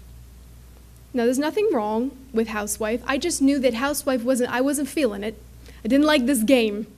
And so the whole idea, really, like the whole idea, was they would write down the names of all these celebrity guys at the time. Like, I remember Bruce Springsteen and John Travolta were 2 of the people that were on the list. And they would say, well, pick which one is going to be your husband. And then you had to like be at home, and then he would walk through the door, and you would go, hi, honey, I have your dinner on the table. And that was like that's what I remember. But I remember that I hated the game. And I would pretty much be like, just assign me a husband. I don't care who the damn husband is, just whatever. And I would just go through the motions and do the game. I look back and I say, there were less sort of courageous female role models in movies at the time. I wanted to be Indiana Jones, and that's what I wanted to play. And I wanted to climb the fences in our little neighborhood and go dig in the dirt and pretend I was finding, artifacts and things like this, because he looked like he was having fun. But there's no right way. What I've learned is that no matter how you are being a feminist, a woman, or a woman leader, someone's going to criticize you. We just chatted about this. When you are a working woman with a family at home, you will have colleagues, you will have friends, you will have family, you'll have all kinds of people that will say things like, oh, don't you miss your daughter? Oh, you only get to spend an hour a day? That must be really hard. Oh, she's with a nanny? Oh, how do you feel about that? They'll have all kinds of things to say to you. Ironically, so a little bit about kind of my story.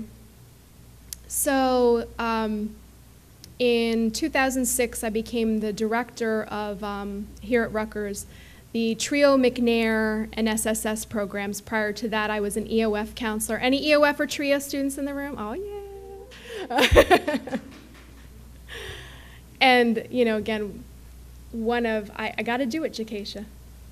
Jakeisha is one of the most fabulous of the students I've had over the years, gone through every TRIO and EOF program, is now director of Upward Bound. Stand up real quick, Jakeisha, just do it, sorry. She'll be talking to you later today. So I was director of these programs. In 2009, I had a son, and I had a plan. And my plan was, we were lucky. My parents and my husband's parents were going to go back and forth and watch Josh, and we had the whole pickup and drop off and the whole thing planned out. I'd always been extremely career driven, I didn't want to be a housewife and a mommy and all those things when I was a little girl. But boy, did my identity get all shook in 2009, and I had a little identity crisis. Work was I wasn't feeling it anymore. I didn't like going to the office anymore. A job that I absolutely loved, I wasn't loving anymore. I wanted to be home. It was very confusing. I didn't know what the hell to do. Who the hell was I? Who was this person living in my body? And I made a choice. And in 2010, I resigned. I had a little part-time career coaching, resume writing business, and I walked away from a director job here at Rutgers. And the messages get back to you. So people talk. Rutgers is a community. If you work here, you know. If somebody's talking, you're going to hear it. So the messages got back my way. And some of those messages were, oh, my husband's name is Jose, or he goes by Joey. Oh, I feel so bad for Joey that she's putting all that pressure on him. Oh my God, how could you go to school for all those years and get to this level and walk away? So if you're working, you get, why aren't you spending enough time at home with your kids? And if you decide to go home, they say, well, why aren't you working? And then, if you decide to have a career and not have kids, women are supposed to have kids. And if you have one kid, they tell you need more kids. And if you have lots of kids, they tell you shouldn't have that many kids. And if you decide to be home and not work, they tell you you're not a feminist because you've given up on being a woman leader. So no matter what you do, you're damned if you do and you're damned if you don't. So if there's anything I can say, and I say it to my students, if you walk out of my class with anything, there is no right way to be a feminist, a woman leader, or a woman. You're going to do it your way. And your way is going to change over the course of your life. It's about choice. As long as you're the one running the show and the one making the choices, then that's all that matters. You choose what you need to do at any point of your life, and the messages will come. You just have to learn to say, they're just messages. I know what I need to do. Number 4, mentors. Get them and be them. I look at Rutgers and I could say that I've had a million amazing women mentors while I was here. Oh boy, I gotta start shushing soon. I see, I'm gonna shush myself. That's not good. I don't wanna be like Mitch McConnell and shush myself like that. I need to shut it down soon. I had many amazing women mentors. Elizabeth O'Connell Ganges, who is an assistant vice chancellor here, when I was working for Residence Life, she was my supervisor, and she gave me some of my best career advice. And she said, in the beginning of your career, Colleen, you're gonna wanna make a move every couple of years. Even if you're comfortable, you're gonna wanna think about making a move because that's how you're gonna move your way up. And I listened to her. Carmen Ambar, who is the dean of Douglas College for a number of years, was definitely an idol of mine. She was the youngest dean that Douglas ever had. And she got the message that she was too young to be a dean. And that was one of the things that she was told. And even after she was hired, people talked and they said those things. She's too young, too inexperienced, know what she's doing. I think she was one of the most amazing deans we had at Douglas. Michelle Shostak, who was my very first boss out of graduate school, with Douglas College EOF, as it was at the time, who was just absolutely an amazing human being and gave me confidence and courage. Leslie Sudak, and some of these are going to be tough stories that were great for as a mentor. I worked with Leslie Sudak, who is a professor at the Graduate School of Education, as a research assistant for 3 years, and I had a great relationship with her, and she was definitely a role model in so many ways. Something that happened with her was one of my life-changing experiences. In graduate school, she asked me, towards the end of those 3 years, she was going to a conference, and she asked if I would substitute teach a course for her. And I said yes, reluctantly, because to say terrified of public speaking would be a true understatement.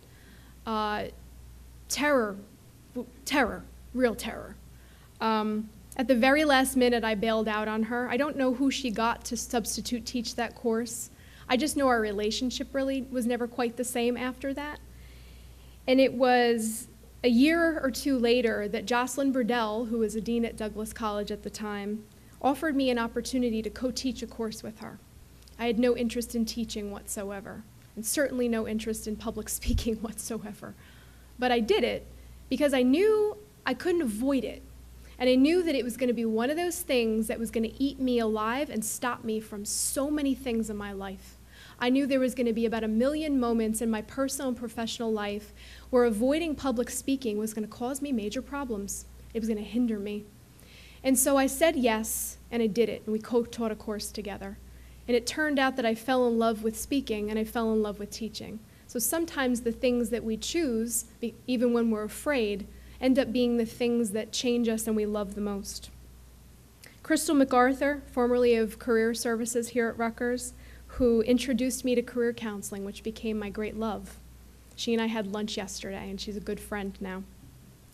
Sandra Tomlinson Clark, finally, who is my doctoral advisor still at the Graduate School of Education, and who I've now gotten to write research articles with. So life comes full circle. These women changed my life. These women gave me opportunities. They professionally developed me. They gave me guidance. They gave me advice. But one of the things they also gave me was the desire to do the same. So any opportunity I could to be able to provide guidance and any information or wisdom I might have to other young women. I worked in a lot of places: residence life, career services, the learning center, the counseling center, and then EOF and TRIO. I worked at a lot of places here at Rutgers. And one of the most exciting things in the world is that I know I made Jacacia stand up, but why? Because you feel so proud. You feel so proud to see how amazing students do the most amazing things. And so it's an opportunity that we all get to give back, and that goes on and on and on, and it's like a chain link. And now getting to teach knowledge and power, I get to keep continuing that. I've seen students, especially my women students, with the most challenging of financial, family, and other circumstances become amazing campus leaders, the most amazing campus leaders. Advocates, get medical degrees, law degrees, doctoral degrees, master's degrees, write books, get married, be parents, and in essence, persist no matter what. And it's the most amazing experience. So when you are mentored, you get something, and when you mentor, you get something, because you get to see what happens afterwards. And other piece that I always tell my students is, be a woman who brings other women up. Be a human who brings all humans up, but especially be a woman who brings other women up. Because there's too many people who are going to try to bring you down. All right, closing it up. Finally, let the negative external voices and your challenges propel you. The worst experiences give us the greatest wisdom and the strength that we get to share with other people. That abusive relationship, I can't tell you how many women, whether it's clients I've had or students or just people I've known, have been in emotionally unhealthy or abusive relationships, and having been through one, I could see it, and I had a sense of how to approach it and help because of my own experience going through it. I could also tell you that one of my worst moments, or my more embarrassing moments, was when I graduated Rutgers with a 2.97, my bachelor's degree. And I went on an interview at Fairleigh Dickinson University, and it was a group interview, and the interviewer was a male professor. In front of a group of people, he looked at my transcript and he said, "Colleen, all these C's, you are what we call a classic underachiever." I will never forget that moment for my entire life. I will also not forget the letter that I received, the rejection letter, that had a line that said, "You are not the caliber of student that we accept here at our university." That man changed my life, because though I'd never see him again, and this is where these negative messages, they fuel you. I'd never see him again, but goddamn, I was going to prove him wrong.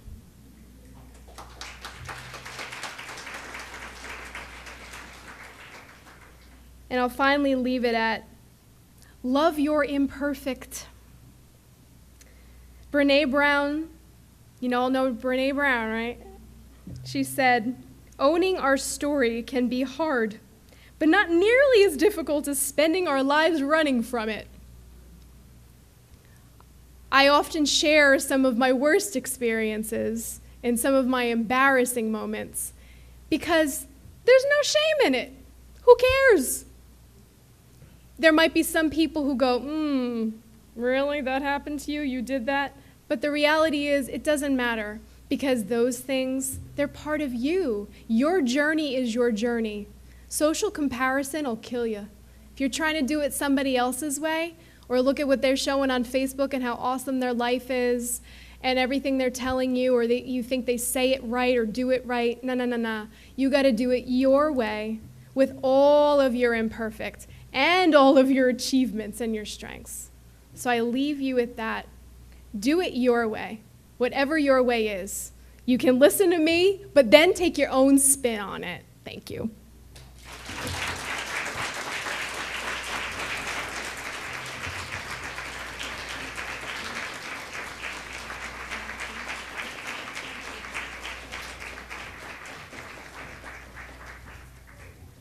So despite going over, we're going to do questions. Oh, no. Oh. Sorry about that. That Okay, let's try this one. Hello? Okay. So first, I'm just going to be a little candid. As someone who has been in an abusive relationship in the past, and as someone who's had several colleagues, professors, and leaders that have told me to aim lower or for more feminine tasks, the message of advocating for yourself is one that resonated with me deeply, and I'm sure with other people in the audience. So with that, on behalf of this conference, AKA the Best Conference, we would like to present to you a certificate of appreciation for being an excellent keynote speaker. Thank you. Okay. Thank you very much. Yes. Okay. Hello? No? Okay. All right. You can use this mic. So I'm just going to give a brief rundown of the rest of this conference layout. So you guys know the drill. We're going to do our empowerment breakout sessions, part 2. You can look at your program booklet to see what sessions we're offering this time. And then once you come back, we're going to complete our hot topic talks. And then we're going to be closing. So I just want to communicate, when you come back, to understand, if you didn't get it from all of our speakers already, that this is your community. Looking around, this really is your community. I was just talking to Shu-Ting, who I literally met 3 days ago, and we're going to see Beauty and the Beast tomorrow. We're already planning a DC trip. I don't know. So you'll probably find your best friends here as well, and other people that'll help empower you along your journeys. And then with that, I hope to see you guys back here for our last 3 hot topic talks. They're amazing talks, just as the first 3 were. And we're going to see the closing of this conference. So thank you all for being here. All right, so thank you for everyone coming back, and I hope you enjoyed the empowerment breakout sessions. And now we're gonna get into the second portion of the hot topic talks. And with a great pleasure, I'd like to introduce the first speaker of the second portion of hot topic talks. Her name is Haba Abdu, and she's a doctoral student, education researcher, university lecturers of teacher education, former teacher and school leaders, and social activist. And also, she's a mom of 2 lovely daughters. So yesterday, I went to her presentation rehearsal. Before I came to her rehearsal, there's always a few questions stuck in my mind. Like, if you walk into, let's imagine if you walk into the room with all the people know each other, but you're the only one who are new to there, how are you gonna join their friend circle? How are you gonna make friends there? Or let's say if you're a freshman, sophomore, you want to get involved with student organization, but you have no experience in your high school. How are you going to get involved as a non-leader, but hopefully you one day you're going to become a leader? And for junior and senior, how are you going to network with the employer, make sure you secure the job you want, make sure you pick the perfect career path for you? So after I heard her presentation yesterday at the rehearsal, I think I find the answer. So as I quote from her, she said, you don't have to go above it. You don't have to go under it. You just have to go through it. And now, ladies and gentlemen, please give a very warm applause to Haba. Sorry. Let me do this again. I'm so sorry. All right. Now, ladies and gentlemen, please give a very warm applause to Haba Abdu. Woo! Very nice welcome. Hi, everybody. I'm sure that my fellow presenters have been really inspiring and inspired by great works and great philosophers, but not me. Perhaps because I'm a former elementary school teacher, but more likely because I'm actually an imposter in academia. I'm inspired by a great book called We're Going on a Bear Hunt by Michael Rosen. In this glorious book, a young family decides to go on a bear hunt through the woods. Now, of course, I want you to take some inspiration from my talk, but I hope that it's not to go and hunt animals. I just want to make that clear. Anyway, on their journey, the family comes across many obstacles, like thick, oozy mud and big fallen logs, and each time they decide they cannot go over it. They cannot go under it. They just have to go through it. My story is about going through it. I was born on September 6, 1980, in New Orleans, Louisiana, to two very proud parents, my supportive Baba and my passionate Mama. The first part of this story is about my mother, Amina, who is the fiercest feminist I know. She learned from her own mother that just because it's a man's world does not mean you cannot go through it.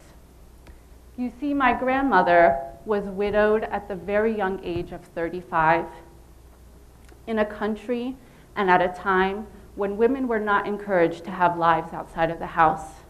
And she learned that she would not be able to go over her pain or under her pain, but would need to get through her pain in order to raise, educate, and take care of her 6 young children. And so she taught my mother the importance of persevering and going through each obstacle that came in her way. My mother and grandmother came to the United States in the early 1970s to visit my uncles who were studying here. They planned for it to be a very short trip. My grandmother, unfortunately, shortly after they came, my grandmother passed, and my mother found herself an orphan in a foreign land. With nobody to go home to, she decided that she would stay. She had already learned many lessons from my grandmother about the importance of persistence, and so she already knew that she would not be able to go over this obstacle or under it. She would have to go through it. Thank you. I'll have to move over here. And so she did go through it. She enrolled in a university and studied civil engineering while seeking permanent residence here in the United States. And when she found herself working in a nuclear power plant, the only woman in the room, she knew that she would have to work doubly hard for every opportunity. She was passed over for promotions time and time again by less educated white men, and she decided that she would not go over it or under it, but would go through it by suing the company. That's right. It was 1977 in the Deep South. She lost. She lost the fight, but that did not mean that she would not allow her voice to be heard. And so she taught me and showed me my entire life that if I wanted anything, I could work hard enough and get it. And so for me, achievement was a no-brainer. I got my master's degree here at Rutgers University and worked my way up the career ladder. And any time that any struggle came in my path, I knew that I could not go over it. I could not go under it. I would have to go through it. And so I did. And every time I faced an obstacle, that's what I would do. So when I found myself a 32-year-old mother of 2 young children, sitting in a barely covering blue gown, as a kind nurse approached me with a huge tube of orange liquid covered in yellow warning labels, I knew, and I was determined, absolutely determined, that I would get through it. I stuck out my arm, and I allowed her to push the chemotherapy through my veins, and I hushed every voice inside that wanted to react. Excuse me. I'm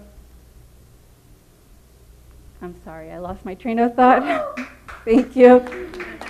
Thank you for allowing me to share this story with you.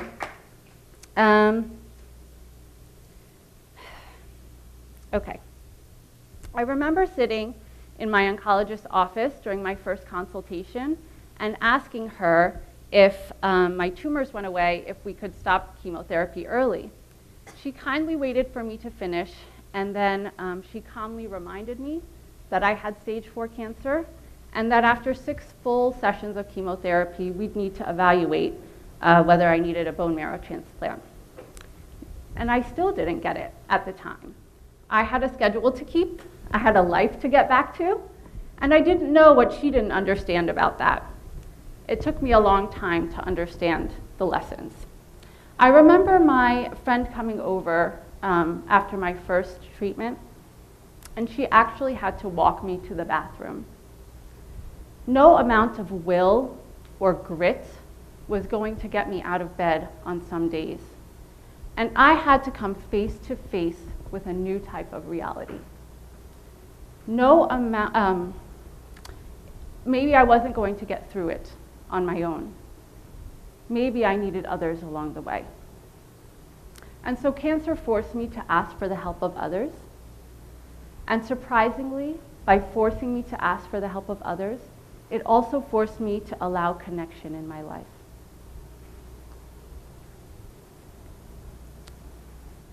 It ended up being such a gift in my life because I learned how to talk to people, to ask for help, and to deeply connect with others, which helped me to understand the human story in a much deeper way.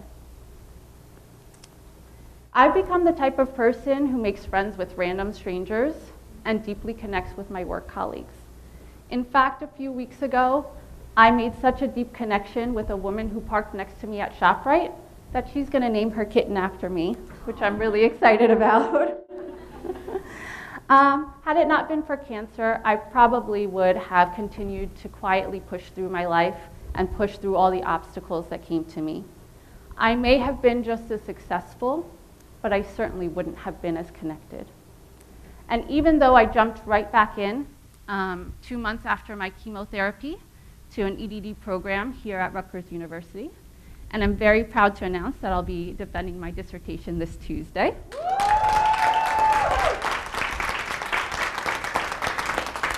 I know that if it wasn't for the connections I made along the way, I wouldn't have gotten through it. And so my message to you is to push through the obstacles in your life.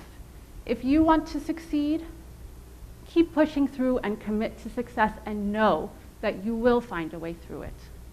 But I also implore you to commit to connection because going through it with others is a much more beautiful journey. Thank you.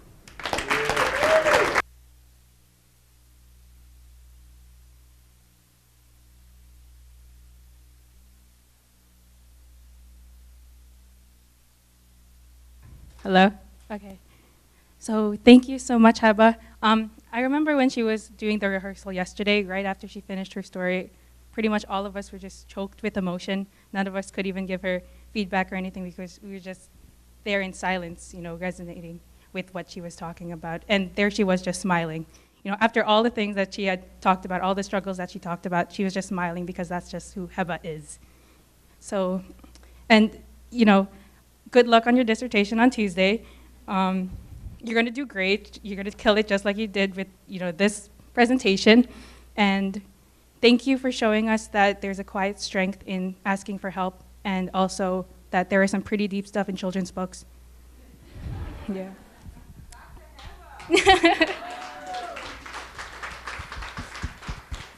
So for our next speaker, her name is Christy Schweiger.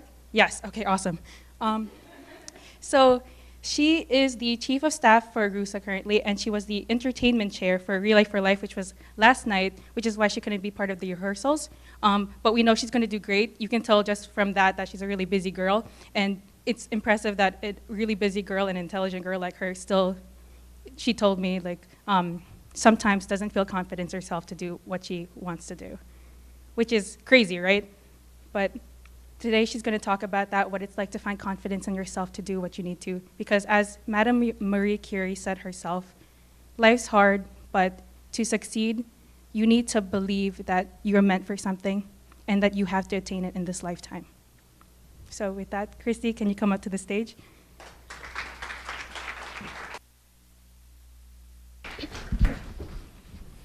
Hi, everyone. Dear Christy, you've always been a dreamer and you've always wanted to do big things, but you've always made excuses for yourself. You've always made excuses for why you can't do something. And this is not uncommon for us women. We often try and find reasons as to why we can't go beyond what we think we can do, why we can't cross boundaries, and why we can't do something. And I don't know if you know this, but sometimes we've learned that it takes about 7 times for a woman to be convinced to run for office or to take on a bigger position. And how many times do you think it takes a man to be asked? once. So back to the beginning. Christy, you've always been a dreamer. You've always wanted to do big things. And the first thing you loved in your life was rock music. And the first dream you had was to be lead singer in a band and play guitar and be that front person up on that stage. But when it came time to do the talent show in elementary school, you didn't think you were good enough to be up there with the boys playing the guitar or playing the drums. So you didn't sign up. But it took about 7 people to convince you to get up on that stage. And you started to become a little more confident in your talents. So a few years later, you're going into senior year, you're on the dance team at school, and they're looking for a new captain. But you didn't even think about that because you've been on the sidelines, you've been just doing your dances, but you didn't think you had what it takes to be captain. You didn't think you had the time, you didn't think you could handle the stress. But then you had 6 people convince you that you could do it. And when you did try out and when you did do it, winning with your team was one of the best memories you've had in your life. So 2 years later, you're in college now, and you start to notice that something's a little off. It's hard to fall asleep at night. It's hard to keep food down when you're stressed. You're letting exams and your grades take over your life. You're starting to get crippled by anxiety. And you've always had anxiety in your life. You've always been worried about things. You've always had this fear over your shoulders. But in college, it got a lot worse, as it does for many people. So this is why you decided to join RUSA, the Rutgers Undergraduate Student Assembly. Was that right? I don't know. That actually wasn't right. I'm so nervous. The Rutgers University Student Assembly. You're going to laugh when I go on in this. But I wanted to join that because I wanted to be an advocate for other people who were touched by mental illness. And that was really what I wanted to do. And so I just changed the narrative of this, so I'm going to go back. So you wanted to do that. You wanted to be an advocate for people with mental illness. So when you were approached to be the chairwoman of the RUSA Mental Health Task Force, that should have been great for you. You should have been taking that and you should have been running with that. But it took 5 people to convince you to do that. And you finally did it, and you felt great about your work, and you really felt like you were an advocate for students. So the next year comes, we're figuring out, you want to figure out what you're doing next year. So you were approached to run for SAS Senator. A lot of people still don't know what RUSA is, but SAS Senator, you need like thousands of votes to win in that election. And you didn't think you could do that. Could you get 1,000 votes? No, you couldn't. You didn't think that you could. So it took 4 people to convince you to run for that position. And you didn't end up losing that election.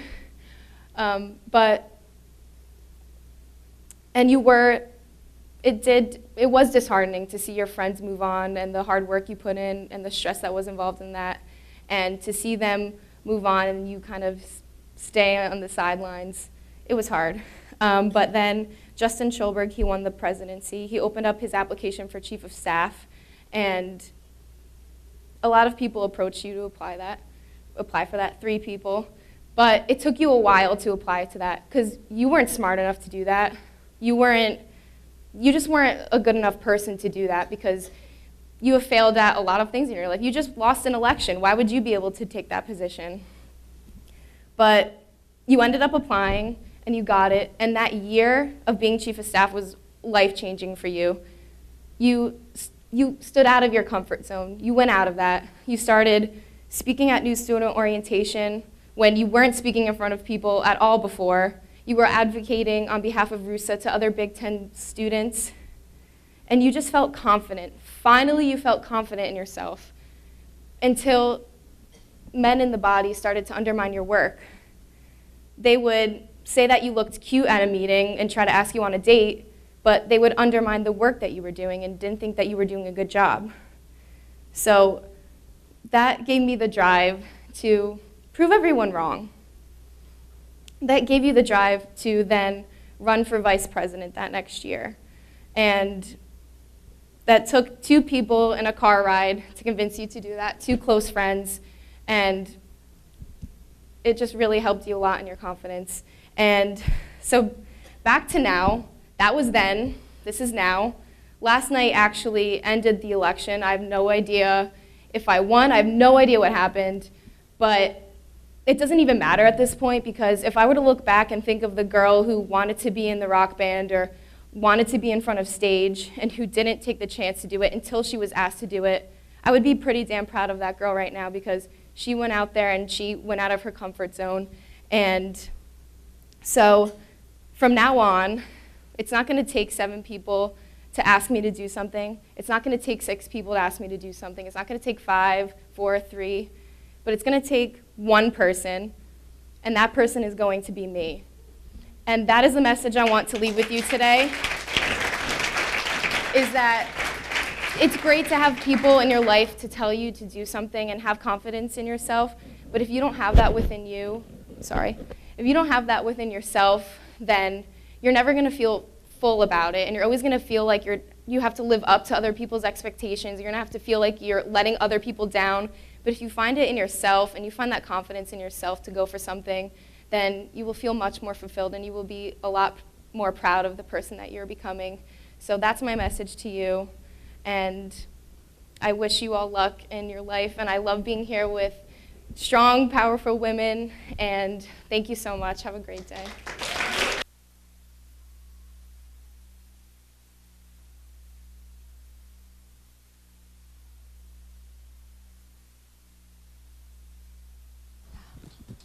Thank you, Christine, for that good messages. And yes, it is true. Like sometimes you got anxious about what you are doing, you just do it, and work hard will always pay off. And now I'd love to introduce the last but not the least, great, wonderful, powerful women, Dr. Ashley Green. Dr. Ashley Green is currently the product safety toxicologist at L'Oreal USA. So if anyone want to work for L'Oreal, make sure you remember her face and talk to her afterwards. And she's also an active member of a sorority called Sigma Gamma Phi Incorporated for over 10 years. And she's also a member of her church choir and a member of a host of scientific professional organizations. So yesterday I heard Dr. Green's presentation as well, and I'm not going to tell you what she shared with me, but I feel like once I heard her presentation, it just really hit me in my heart. It's exactly what I'm going through as a college student. So with no more being said, let's give a very warm applause to Dr. Green and welcome her to the stage.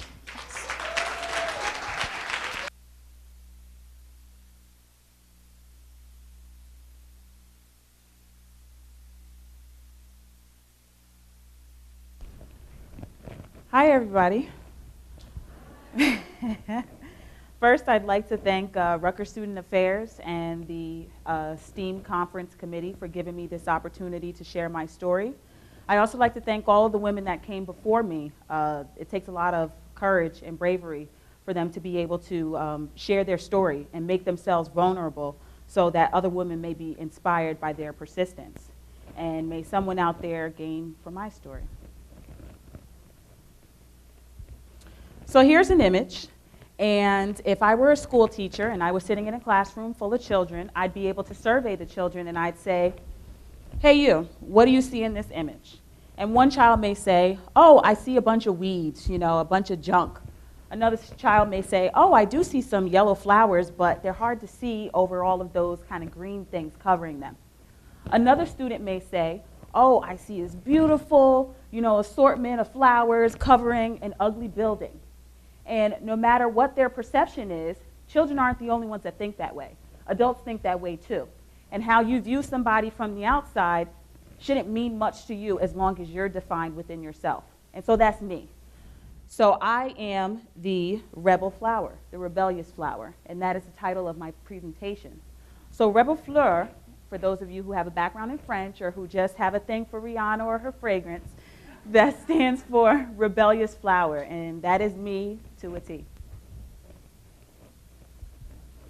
So if you ask any member of my family, they will tell you that I was born to be a scientist.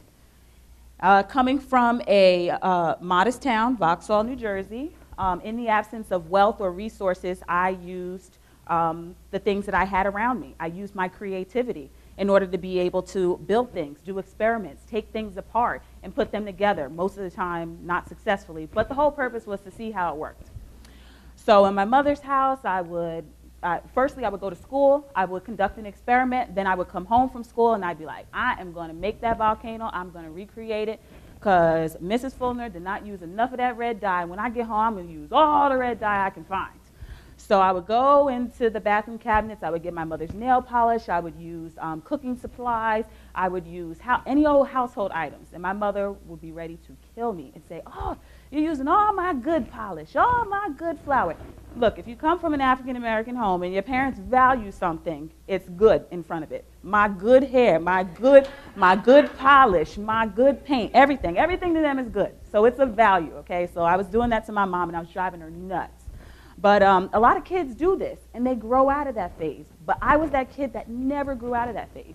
So that phase made it all the way through high school. So as I got into high school, that curiosity led me to choose an eclectic array of athletic courses or athletic sports as well as academic courses. So one of my favorite sports was volleyball, and one of my favorite academic courses was French.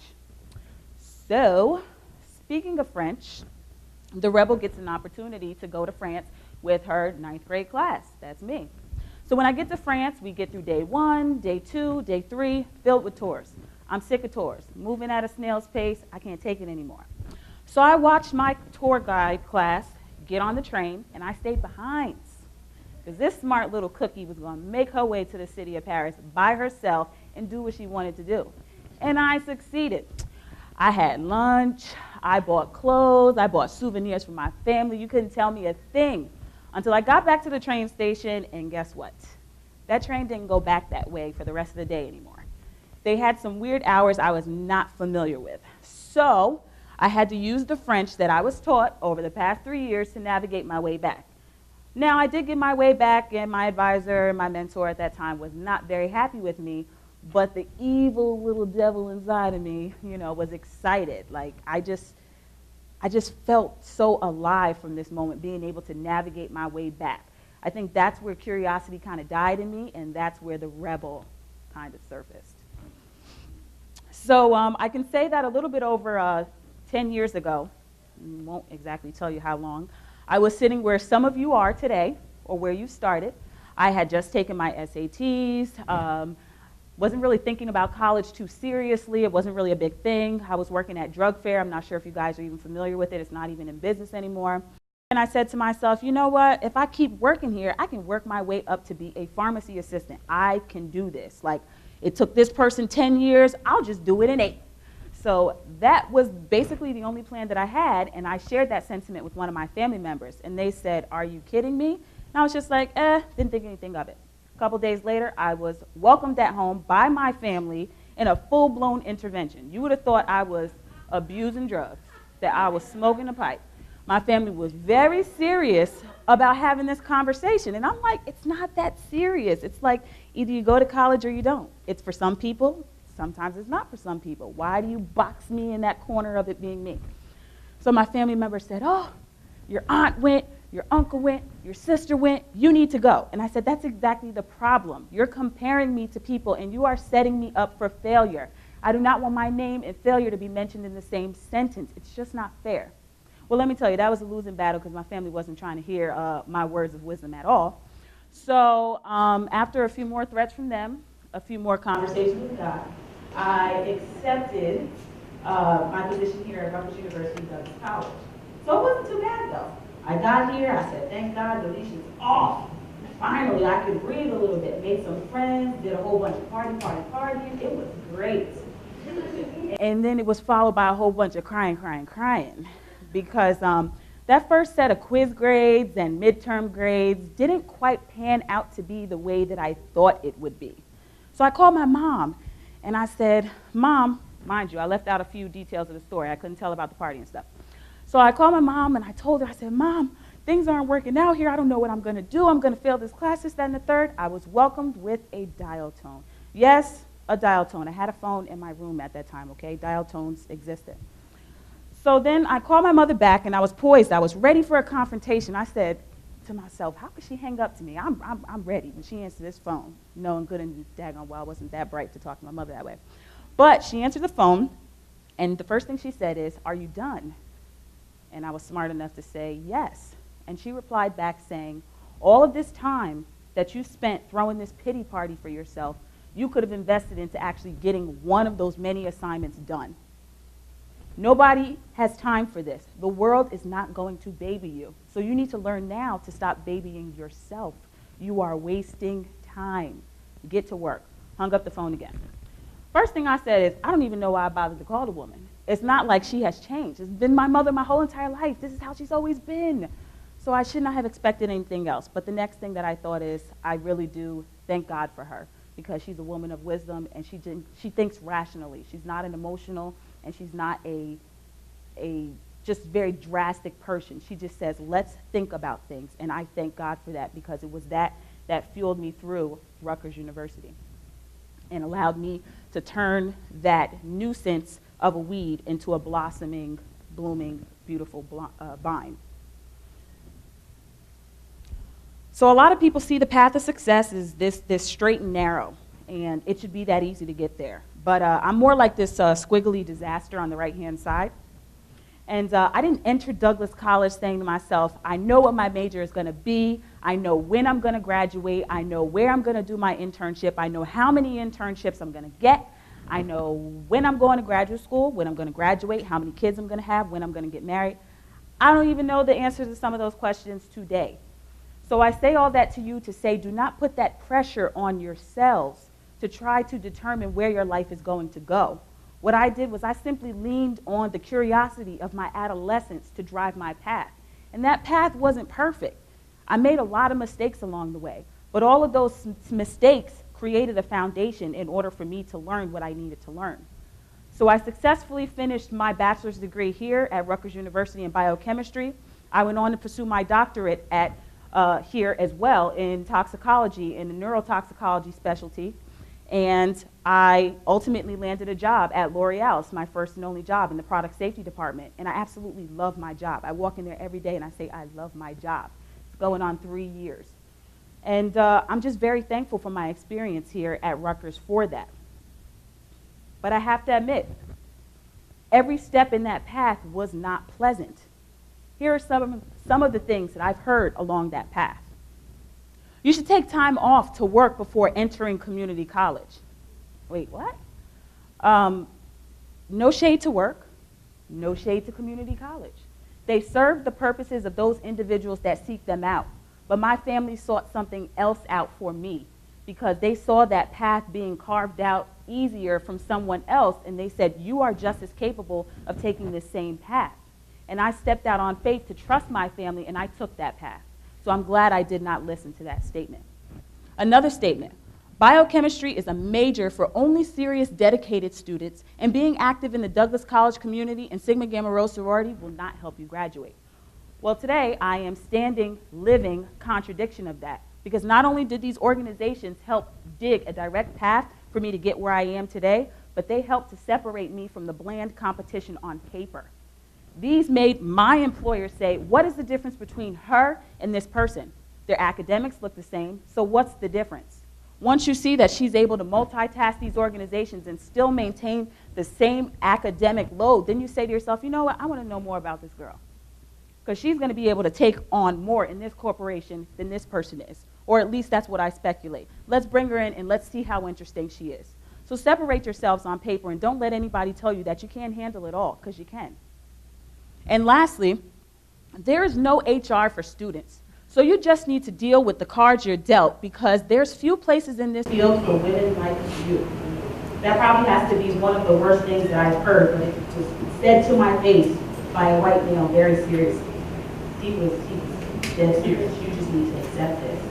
And the rebel in me, no, I can't accept that. For those of you who are not familiar with HR, it's human resources, and one of their responsibilities is to mediate difficult relationships between a superior and their direct report. And so when I was having difficulty mediating a relationship with my advisor at the point in time, I didn't have anybody to turn to. I was being given the task and the assignment to do these mundane robot experiments and exercises. That was not me. I would just do what people say. I have my own brain. I'm independent. So with that being said, I worked overtime, worked myself to death, 14 hours a day so that I can conduct your little robot experiment and so that I can conduct the contradictory experiment that I knew would work. And I thank God that more of those experiments worked than the robot experiments that I performed. And that allowed me to create my independent place and allowed me to gain my intellectual respect that I deserve. And I'm just very appreciative for that part of that rebellion.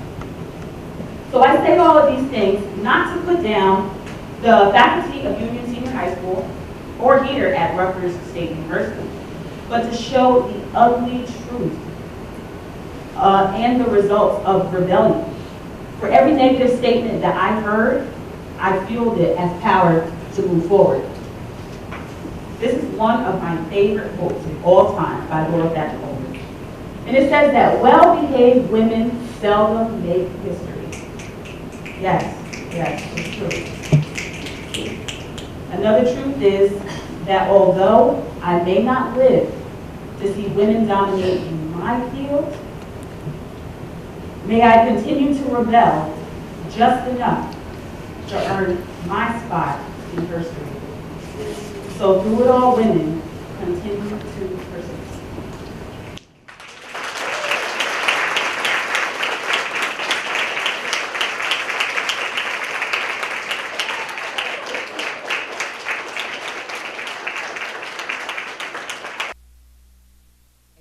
Is there anybody here who does not feel empowered? Anybody? We all feel empowered, right? Is there anybody here who does not feel inspired? Okay, we feel inspired, right? This has been fabulous. I want to thank you all for being here today, and I want to thank some folks that helped make today possible. I can tell you that my heart is full, and I'm very appreciative that a few people got together, heeded a call, and made the magic happen. There are always people who do things behind the scenes to make programs work and who work tirelessly and don't get a lot of credit. So I want to take a minute before I do nothing else but to acknowledge two people that have worked tirelessly to make today possible. And I want to acknowledge Keisha Dabrowski, my Chief of Staff. And I also want Keisha wave.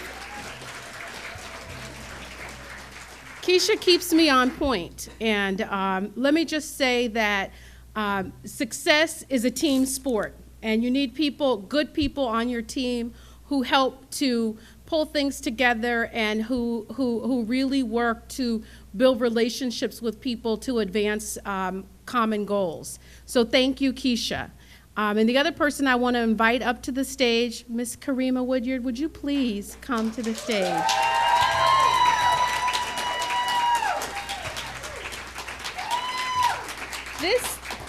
This lovey right here, you all know Karima. She works tirelessly behind the scenes, and she is a stalwart student advocate. She has a heart for women in STEM fields, and she has taken and made something out of nothing. I marvel at her ability to be innovative, at her ability to build relationships with students, and at her stalwart programming gift. Anybody who's been to any event that Karima has ever put on knows that anything that she touches is fabulous. So Karima, I want to thank you and acknowledge all your work today to make this possible, and to say that this is just the beginning. And we had a very short timeline to make things come together, and they came together because of you largely. And I want to acknowledge all that you've done really to help students find their voice. The most beautiful part of today for me was watching students come to the stage and hearing them actually do public speaking. And for many of them, this was difficult. It was a stretch. But Karima has coached these students and has helped them to refine their story and find their voice. So on behalf of all of those students and everybody here, Karima, we want to thank you. Good job. Love you. Love you too. Thank you so much. Love you. Okay, so just a couple things that I want to say before we close. Today was about empowering one another. And so I hope that we all have found something that resonated with us that will encourage us to stretch ourselves beyond the limits that we think are there, because we really don't have limits. And I also really appreciated, I mean, people shared deeply personal things today. They had the courage to share those stories and inspire us. I loved everything from the beginning to the end. I love the notion of rebelling and being your own woman. And the theme of our conference is just so salient to me. So despite the odds and what happens, we can persist. We can achieve our goals. And I love you all for being here today and being engaged in this conference. So there'll be an opportunity for us to get together for mocktails, right? Just next door, and do some networking. And students, I want to really encourage you, networking is important. And even if it feels uncomfortable to you, I want you to take a minute to go up and talk to somebody that you don't know and get to know them and begin to build that network. And, you know, we often talk about your network being your net worth. So take the time to meet a new person. The goal here today is that we should all feel a little more connected to each other. We should all understand that these bonds we're inextricably connected. Whether we're on the faculty, we're staff, we're students, or we're alums, we're all connected. And I also want to acknowledge that there's some men that have been with us throughout the day, and we appreciate you. So thank you for being here too. And we look to you to be positive allies. So again, take time to network. Thank you all for being here. This has been awesome. Next year, we'll see you here. March 24th, we'll be coming back together. Next year's conference will be bigger and better. We'll have an advisory committee and more time to work on this, and we look forward to growing. And those of you who may be graduating, we want you to come back next year. And I really want to thank our alums who were able to spend time with us today. It's been wonderful to have you with us. I also want to thank Ernst & Young, our corporate partners, for their support, and looking forward to seeing this conference grow in the future. So thank you, and let's enjoy the mocktails.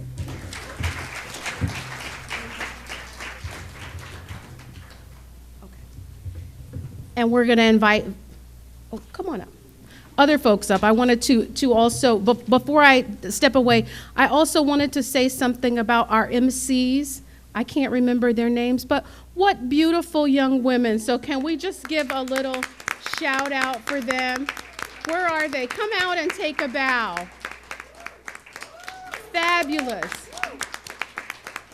For those of you who aren't used to doing public speaking, what they did is really hard, and they did it very well. So we want to thank them. You all did great. So happy to have you. I also want to give a shout out, because I'm sure she's still here somewhere, but if Valerie Anderson, are you still here? Douglas, thank you.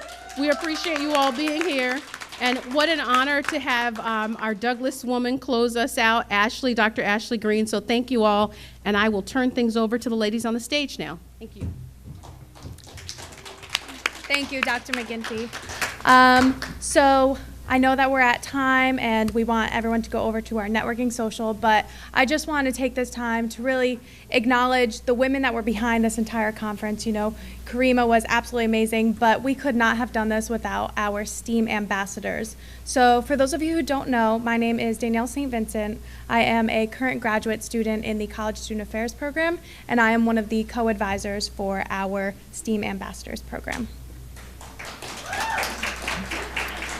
Hello, everyone. My name is Catrice Carter. I am also graduate mentor for the STEAM Ambassadors Program, and I am in the Material Science and Engineering Department. So I just want to tell you a little bit about the STEAM Ambassador Program. We have 25 young, lovely women who volunteered their time last night and came here early today to help set everything up, get everything ready for you all. In addition, they also were giving those lovely sweatshirts and this book, I Am Malala. And this book is about one girl who took a stand on education. So after this conference, we hope that you all know that you can take a stand. It doesn't have to be, it can be just you, if it's something that you believe in and you feel very strongly about. So thank you for coming. Thank these lovely women, please, all together. Thank them for taking their time out. I really enjoyed working with them, getting to know them, and just seeing them in leadership capacity was pretty amazing.